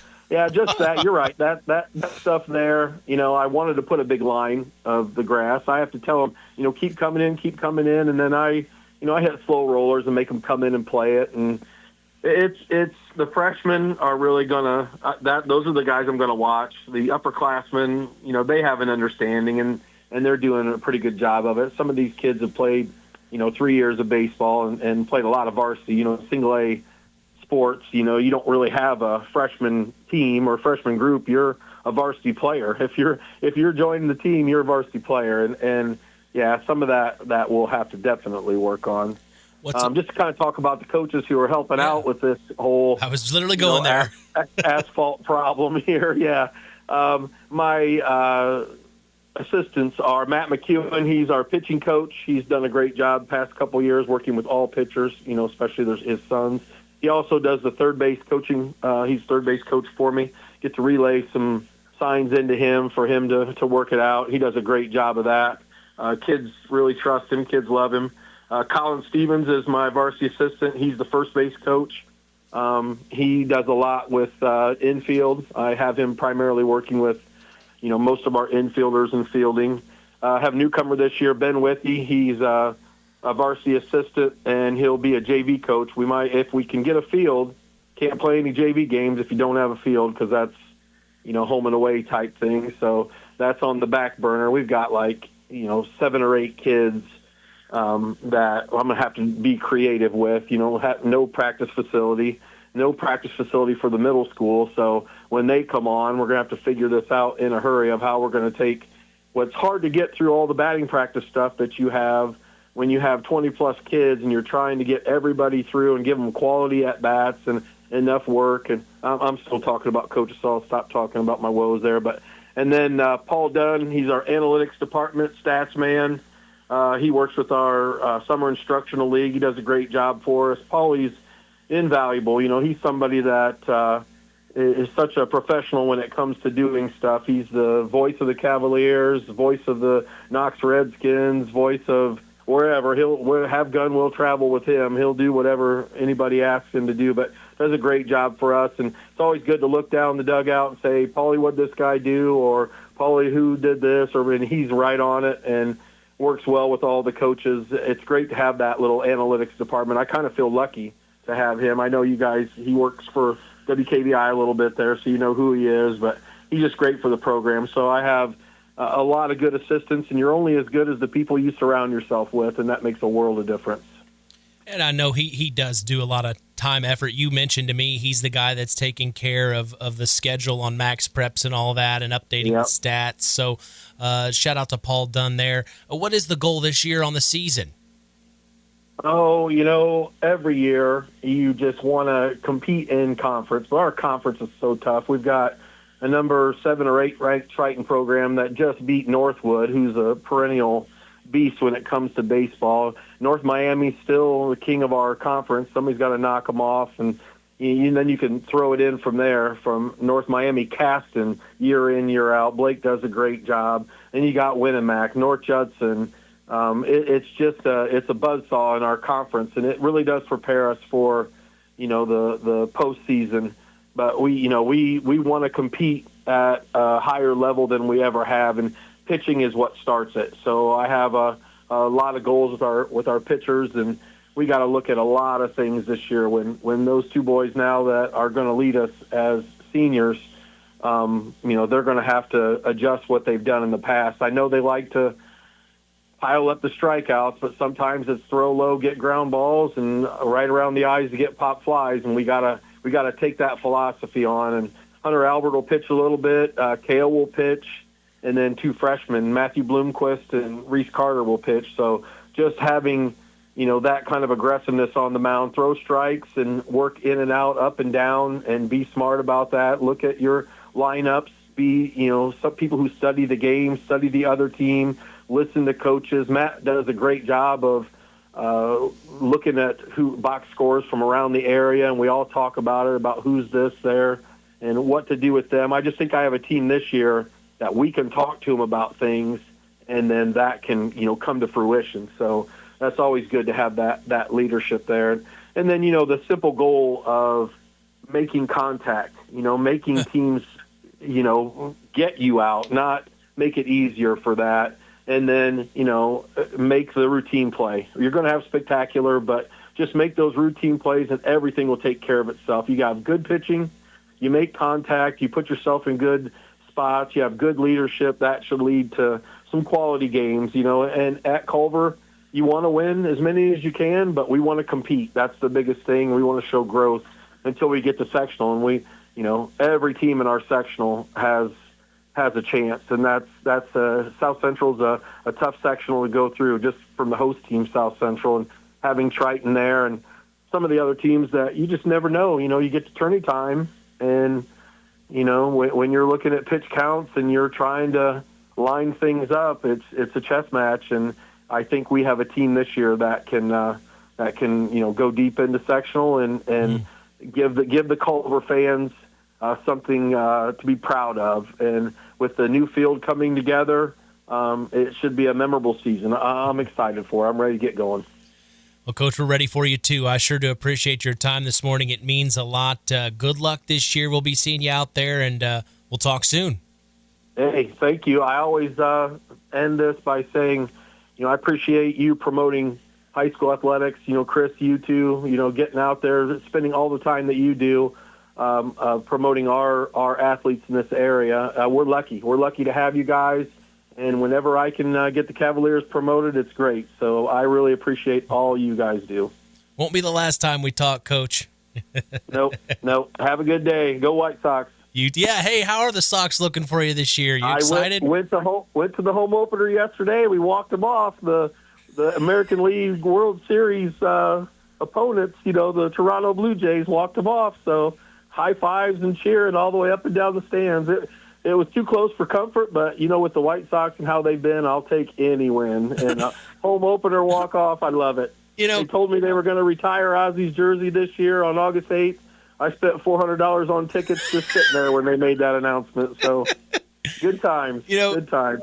Coach, that'd be fun. You and I this summer, we should go to the Cubs-White Sox game. I'll wear my Cubs gear. You wear your White Sox gear. I'm in, but that's a battle. That is a battle. I took my son one year, and he didn't know any better, and the Cub fans were, fighting the Sox fans, and he stood up on his chair and started yelling at the Cub fans. It's like, sit down, you're going to get me beat up. It was one of those things. So I've actually never been to a game at the White Sox. I've never been to a Never. I've only been to a Cubs game. It's a culinary experience. We'll have to go. You bring your friend Chris. We'll have to go. It'll be a great day. That would be fun. Would you wear a Cubs jersey or a White Sox jersey, Chris? Well, I'm a Go Cubs Go guy. Oh my God. Uh-oh, you're outnumbered, Coach. Well, that's how it is. That's this. I will say this: I'll watch baseball because I just love it so much. I actually miss the old Comiskey Park.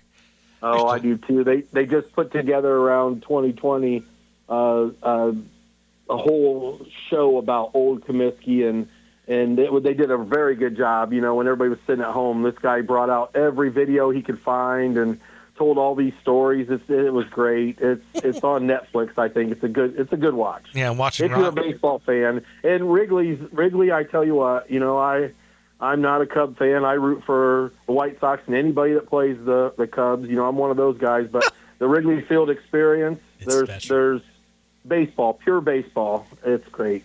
It's expensive. Expensive, yes. Anymore. Gosh, yes, anymore. They took the McDonald's out of left field parking lot and put in all these high-rise restaurants and play places. You got to pay for that somehow. Yeah, I know, right? All right, Coach, We'll talk soon. Sure. Hey, thank you, guys. Have a good day. Hey, good thank weekend. you. You too. That is head coach of the Culver Cavaliers Baseball Club, Shane Lowery. Always fun to talk with him. The Cavs looking strong. They're going to have a good season, I have a feeling. We're going to take a break. We're going to stay with Culver and talk softball with head coach J.B. Overmyer up next. Inside, gets past Trey McGowan, advancing to three is Drake Zorich. He throws down, it's overthrown. Here comes the tying run. Zorich will score. It's 2-2 here in North Judson. Was trying to pick over there. There he goes to take two. McGowan throws down. It's there. Tag out. That will be out number 2, but scoring is Drake Zorich. Yeah, Zorich with, technically that's a steal of home, so. Oh, It'll through the gap between third and short. Uyghur's being told to go home, and he will score an RBI single for Drake Zorich. 4-2, the Cavs lead.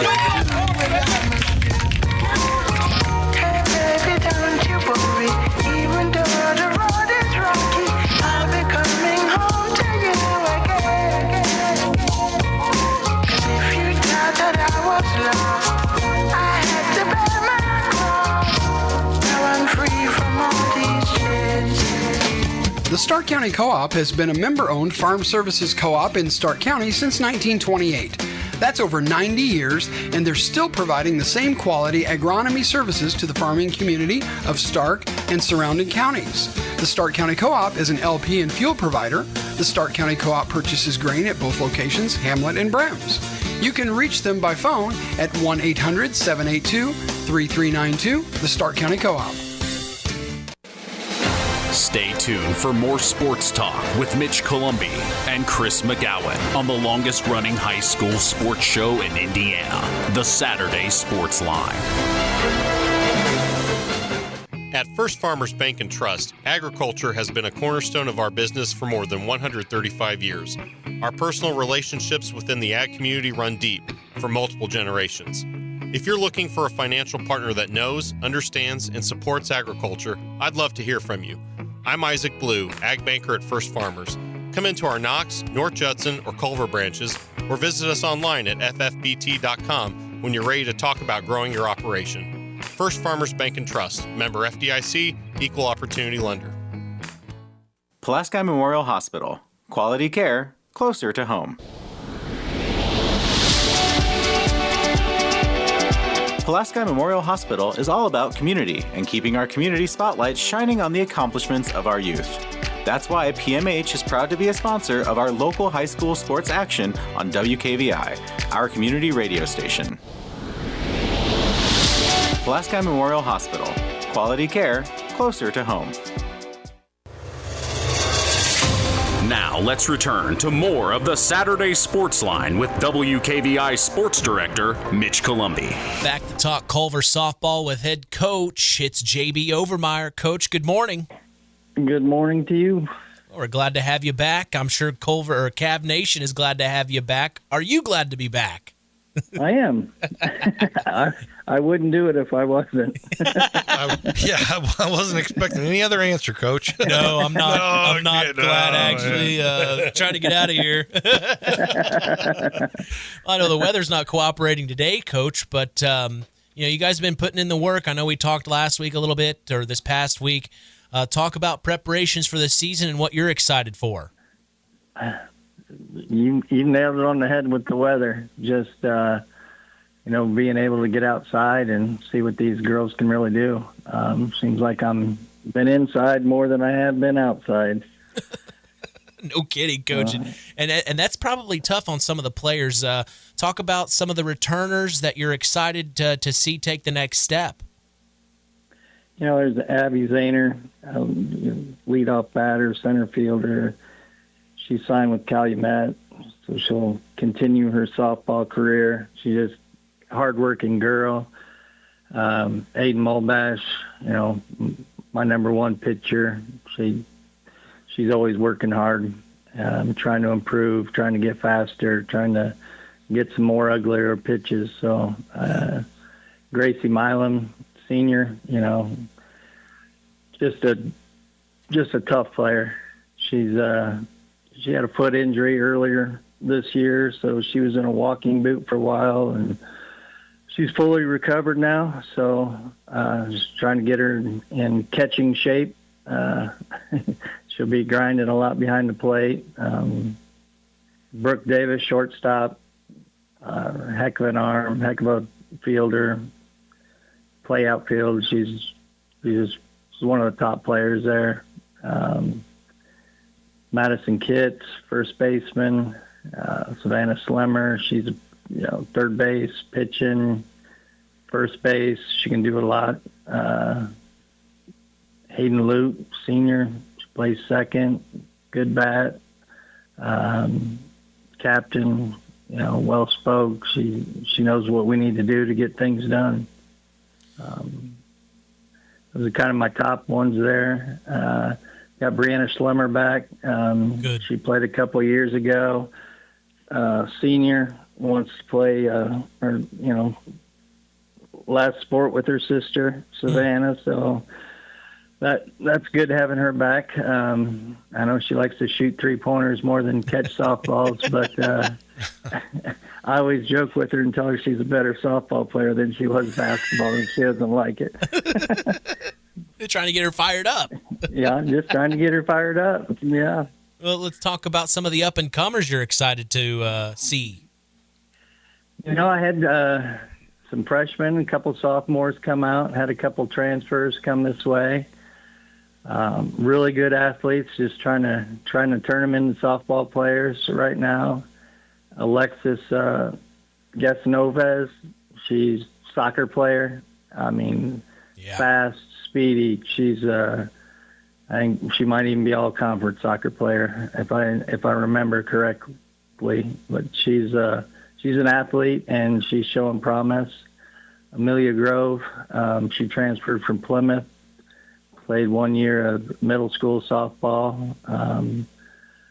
Smart girl, she's athletic too.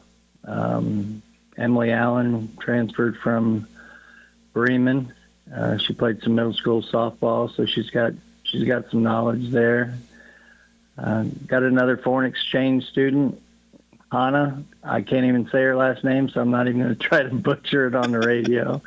But she played field hockey in Germany, and okay, she's got some skill. So last year I had Lisa from Germany that played handball, and she ended up starting the sectionals for me last year just because of her arm. Milani Beach, she's a wrestler. She is an athlete. She is fast. So, getting her to understand softball and where we need to be, when we need to be there is, tasking, but she's picking up quick. So I feel pretty good about it.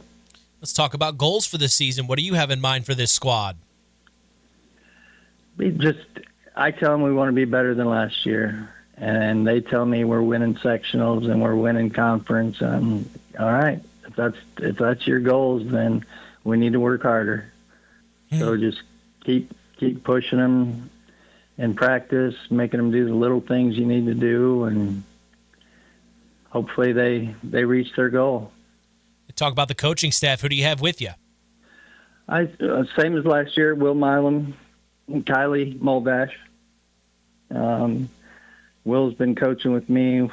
We started the middle school program together.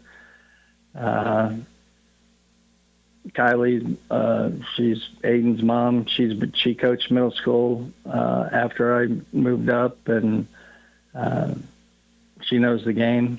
And it's just nice having a female coach on the staff to deal with female issues. Yeah. So go to Coach K. We've talked to coaches before. When you deal with guys, you're dealing with egos. When you're dealing with girls, you're dealing with emotions. So I'm sure that helps to have that on the coaching staff. Yeah, it is, and I'm lucky enough to knock on some wood here, but I've had really good luck with the girls and the parents. I can't say enough about the parents. Tell them I've got 3 rules. I don't like lazy. I don't like drama. And I'll come up with the 3rd one when it happens. And so far, ever since I've coached, there's been no drama. If they don't like each other in the hallways at school, that doesn't matter to me. As soon as you come in those gym doors or walk on the field, we're a family, and so far it's worked. So, this is year 4 now for you, isn't it? Yes. Yeah, that's right. Yeah. Your first year was my first year here. So you're starting a season against Peru here. Well, weather permitting, we hope it stays clear on Monday. But you start a non-conference game, and then you hit the conference in the HNAC. We've talked about the HNAC this morning. It's a competitive one. Oh, it is. It always is. We start out with Argus there Tuesday, and sure they're going to be hungry for their first win as well as we will. Well, Coach, I sure do appreciate your time this morning. We're going to see you out onto the field. It means a lot to take your time to talk to us and prepare Cav Nation for the season. What's your message to them in hopes they come out and support the girls? I don't have to say anything. They come in droves to watch these girls play softball. It's they're loud in the dugout. It's just a good atmosphere, and I get people here that don't even have kids just because they enjoy it. So, yeah. Well, it's always fun to see you, Coach, and we look forward to seeing you. But won't be the last time we talk. We'll talk to you several times throughout the season. Sounds good. All right, enjoy the rest of your weekend, and hopefully get that game in against Peru on the 6th. I hope so. The field's pretty damp right now, so hopefully we get some high winds like we always do and dry it out. All right, Coach. Enjoy your weekend. All right, you too. Thank you. That is head coach of the Culver Lady Cavaliers Softball Club, J.B. Overmyer, here on the Saturday Sports Line. Great interview there. We're going to take a quick break, come back, the Where Are They Now segment with Harold Welter's up next. Find out who he has on the other side.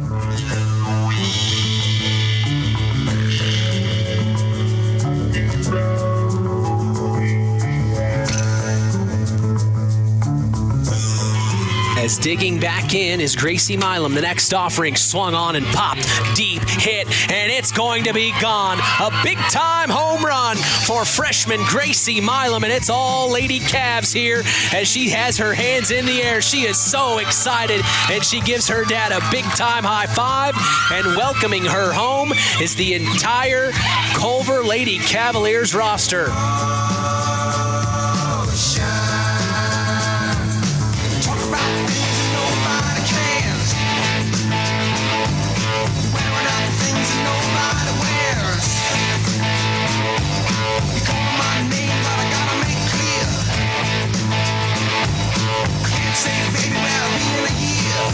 The team at LAP Waste is ready to serve you. Here's Honey Lamer. Yes, we are so blessed at LAP Waste. We have been able to expand our staffing, and we have some amazing drivers, office help. We are just absolutely blessed in the group that we currently have. Kirby Anderson, how does someone reach out to LAP to become a customer? It's real simple. They can either email lapwaste@yahoo.com, and then we will get in contact with them, or they can call the office at 574-542-4019.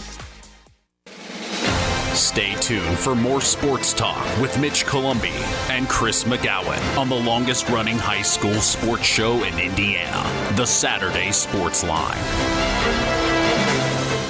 It's time now for Where Are They Now? A look back at more than a half century of local high school sports coverage on Kankakee Valley Broadcasting's WKVI. Now let's meet one of the local high school sports figures from more than 50 years of WKVI sports and find out where are they now? Well, as we look back on more than 50 years of broadcasting high school sports in the Kankakee Valley here on WKVI, our guest is Pete Bradley, a 1991 graduate of Knox High School, and we call this segment, Where Are They Now? So, Pete, where are you now, and what are you doing? I just moved back from Tennessee about a year ago today, and I'm living back in Knox, and been at Braun there in Winamac just about a year now. So, going back to when you were a high school athlete at Knox, boy, you had quite a career. You were a 4-year letter winner in both cross country and track. You were all conference, advanced to the semi-state in cross country 3 years in a row. You broke the Knox cross country record twice in 1 week. And I tell you, there was a crazy story behind that. So in marching marching band, a lot of times we had to show up before school started and have practice. So my mom always told me to walk with your head down, and if you find change, pick it up. And she always told me that if you find a heads-up penny, that's a sign of good luck. And that morning, I was out there in the parking lot at the high school, and I down and saw a heads-up penny, and I stuck it in my sock. And the thing was, I went out after school that day and had a meet, and I broke the cross-country record. And I've been chasing that thing for about 4 years. And I got home that night, and I got undressed to take a shower, and I heard something hit the floor, and I'm like, oh, man, I ran with that penny in my sock, the bottom of my foot in my sock that race, and I totally spaced it off. So 2 days later, I put that penny back in my sock, and I ran again, and I broke it again. And then I get home after that meet, and I made the mistake of chucking it in a pile of change that I had in my dresser in the bedroom, and I lost the lucky penny. Oh. That's the story about what happened that week. Yeah, it was a great week. I guess. And you had a lot of great weeks. I mean, in track, you qualified for the regional and the state and the 1600 several times. I think you might still hold a 1600 record at Knox. Still have the 1600 record, and I still have the old cross-country record, because the old one, we used to run the sand hills right there behind the VFW, and then they did away with that.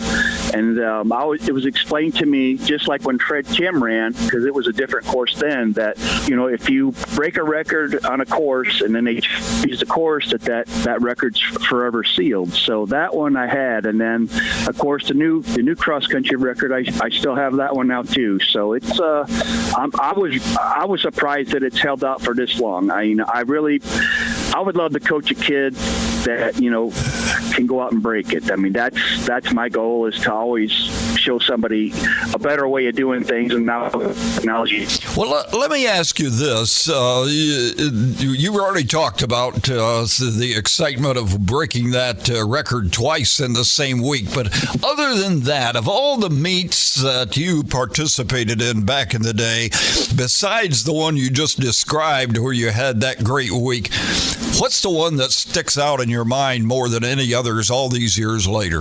There's probably two, and one of them I won. The second one I lost. The first one, it was in 8th grade, and that's when kids were really involved as a team and cheering athletes on and teammates. And it was we were undefeated. Culver was undefeated, and at the end of the track meet that day, it came down to the mile relay, and they stuck me on the anchor. And so the race starts, and I'm looking next to this kid from Culver that's going to run against me, and the kid's about 6'4", and I'm like, oh man, I got my hands full. And they were ahead of us when he got the baton. They were a quarter of a lap ahead of us. But back then, the whole team would run just about alongside you and cheer you on. So this kid, when I get the baton, he's a quarter lap ahead of me, and I wound up catching him at the end and beating him, and we won undefeated that season. My second one, I was at Bremen, and I didn't play football in high school, and I always thought Gene Skirvin had it out for me because I didn't, but I was a scrawny runt. And we were at Bi-County and, running against a lot of schools. So I'm in the 800, and they draw for positions, and I'm the rabbit. So, if you know the 800 and it's a staggered start, I'm all the way in the front on the outside. To me, it's the worst place to be. But I trained myself to never look back to see if someone's close, because that shows a sign of weakness. So the gun goes off, I take off, and after the first lap, I can cut in, and I cut in to the inside lane there, and I'm still in the lead. And I was in the lead the whole time. And at the very end of the race, I saw something in the corner of my eye, and I leaned, and so did this individual. And it was a photo finish. They had to take some time and see who won it. And come to find out, that was a state champion that I just about beat that day. And Gene Skirvin came over that date and he told me, he's like, that's the gutsiest race I've ever seen any kid run. He goes, I'm really proud of you. So him and I've, we've talked several times after that. Both of those are my two favorites. Of course, you had some kids pushing you in your high school career as well that helped you a whole lot, didn't you? Absolutely. I had Brad Shively, and there was Mark Young. We just had a lot of guys, that we cheered each other on. It wasn't competitive, and we really wanted the best, for each of us at the end of the day. Let me ask you this, Pete. Growing up in Knox and in that area, who were some of the people who were like your role models or people who helped you be so successful in athletics? The first one I have to thank is Kenny Wagner, my neighbor. He was the one that got me into running. So he was a wrestling coach, and he was very what's the word I'm looking for here? Competitive, I guess. And we played a lot of basketball in the alley.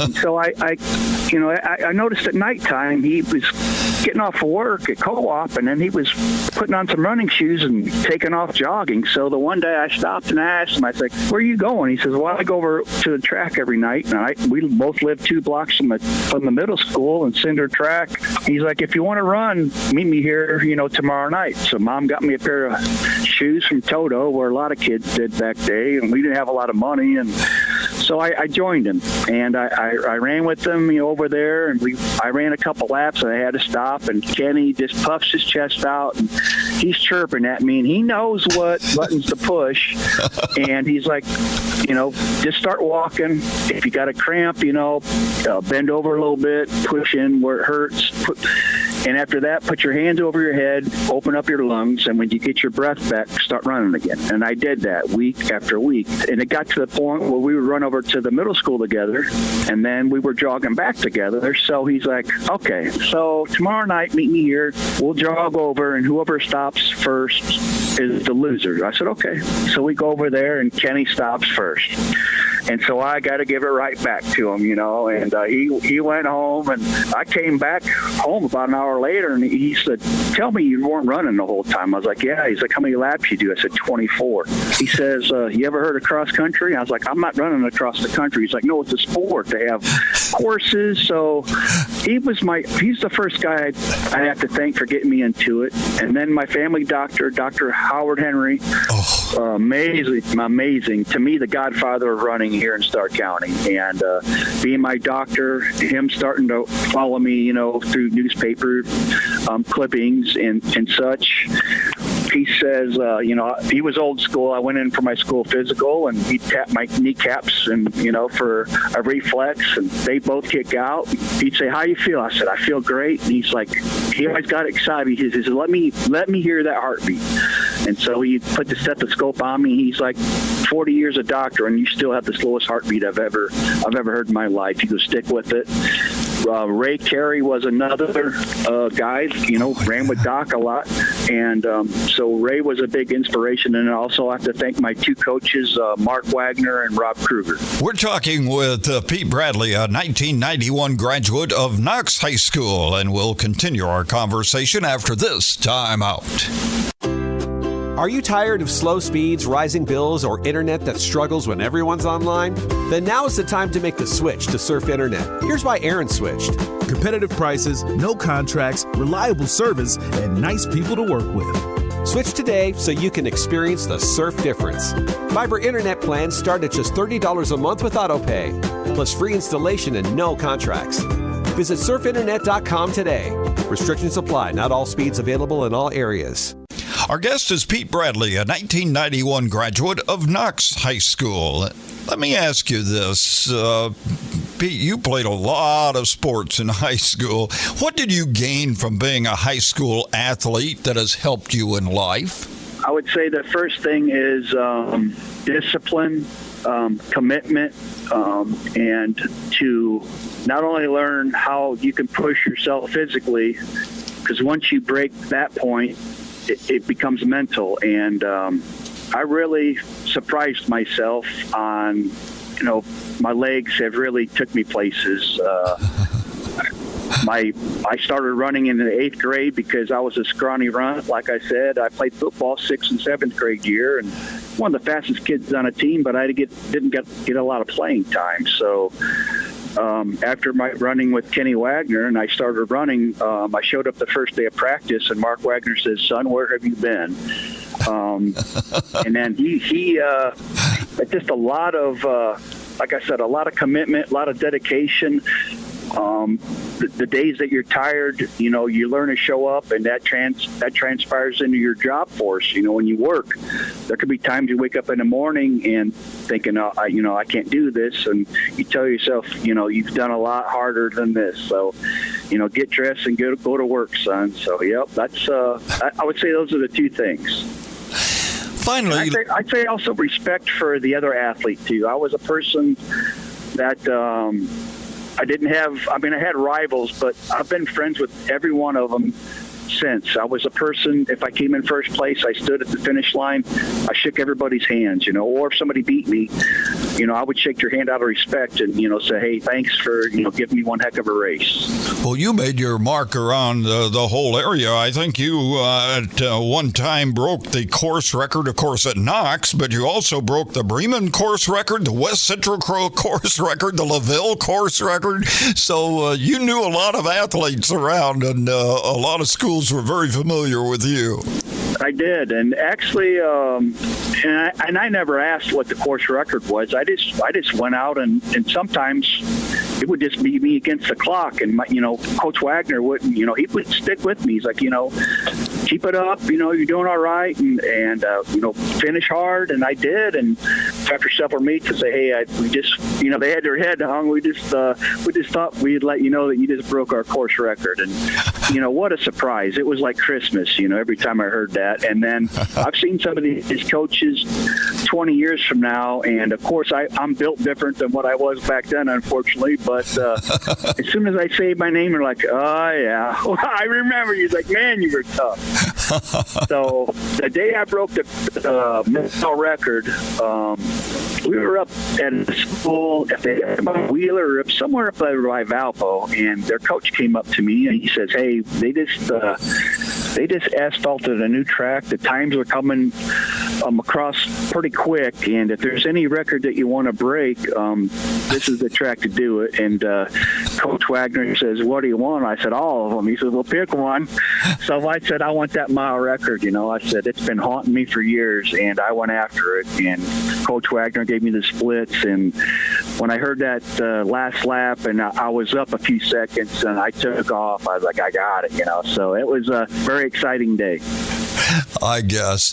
Finally, Pete, and I know you've done some coaching at the lower levels in various sports, but what advice do you give to some of those young athletes that might be out there listening to this? What advice would you give them if they want to have the kind of success that you had? Put in the extra work. That's, to me, is ground zero. You see these kids wrestling, and the kids that start out on one-on-one wrestling, at a young age, they really seem to be successful.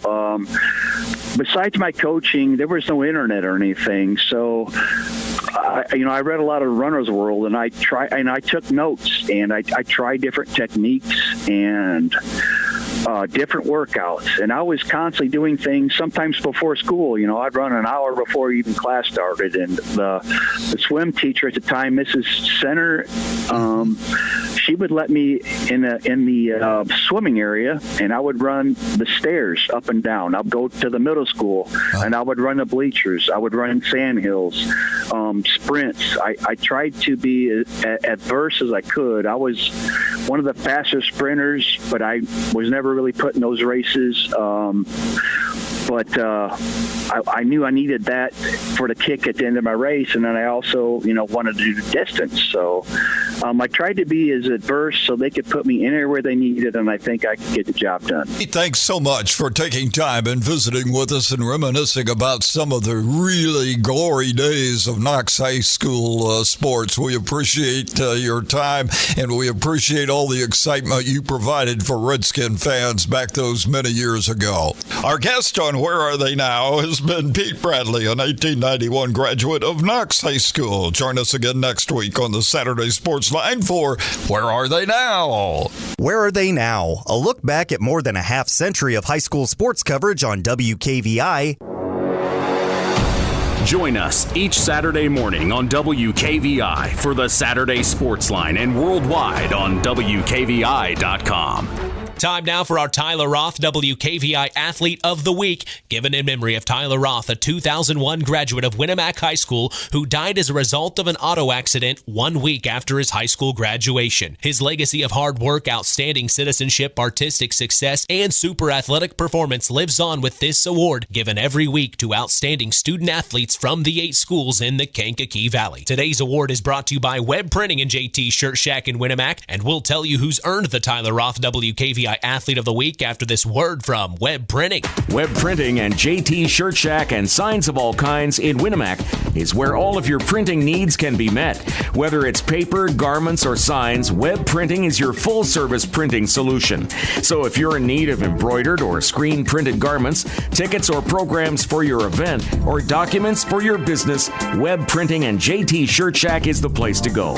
For the quickest service, best prices, and best quality, it's Web Printing and JT Shirt Shack in Winamac. Our Tyler Roth WKVI Athlete of the Week for this week is Brooklyn Burns, a member of the softball club at South Central High School. Brooklyn went 2 for 4 at the plate, getting a 3 RBI double and scored 2 runs this week in a win against South Bend Riley. The Satellites start their season at 1-0. Brooklyn is the daughter of Kimberly and Neil Burns as we congratulate a freshman, Brooklyn Burns of South Central High School, our Tyler Roth WKVI Athlete of the Week. Brooklyn will receive a certificate, a history of the award, and a t-shirt commemorating her achievement, and will also be a future guest on the Saturday Sports Line. She will be eligible for our Tyler Roth WKVI Athlete of the Year award later this spring, which carries with it a plaque and a college scholarship, compliments of WKVI and the family of Tyler Roth.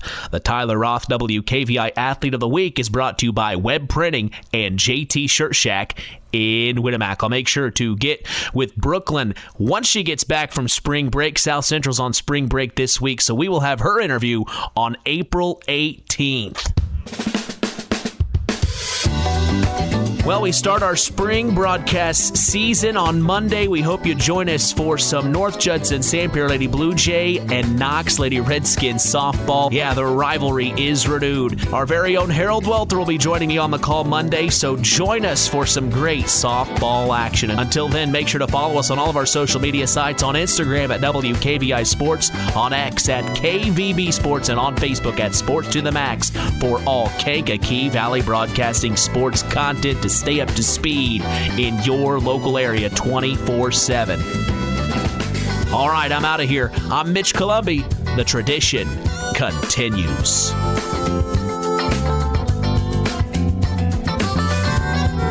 From the Pulaski Memorial Hospital studios of Kankakee Valley Broadcasting's WKVI, you've been listening to the Saturday Sports Line with Sports Director Mitch Columbi and Sports Analyst Chris McGowan.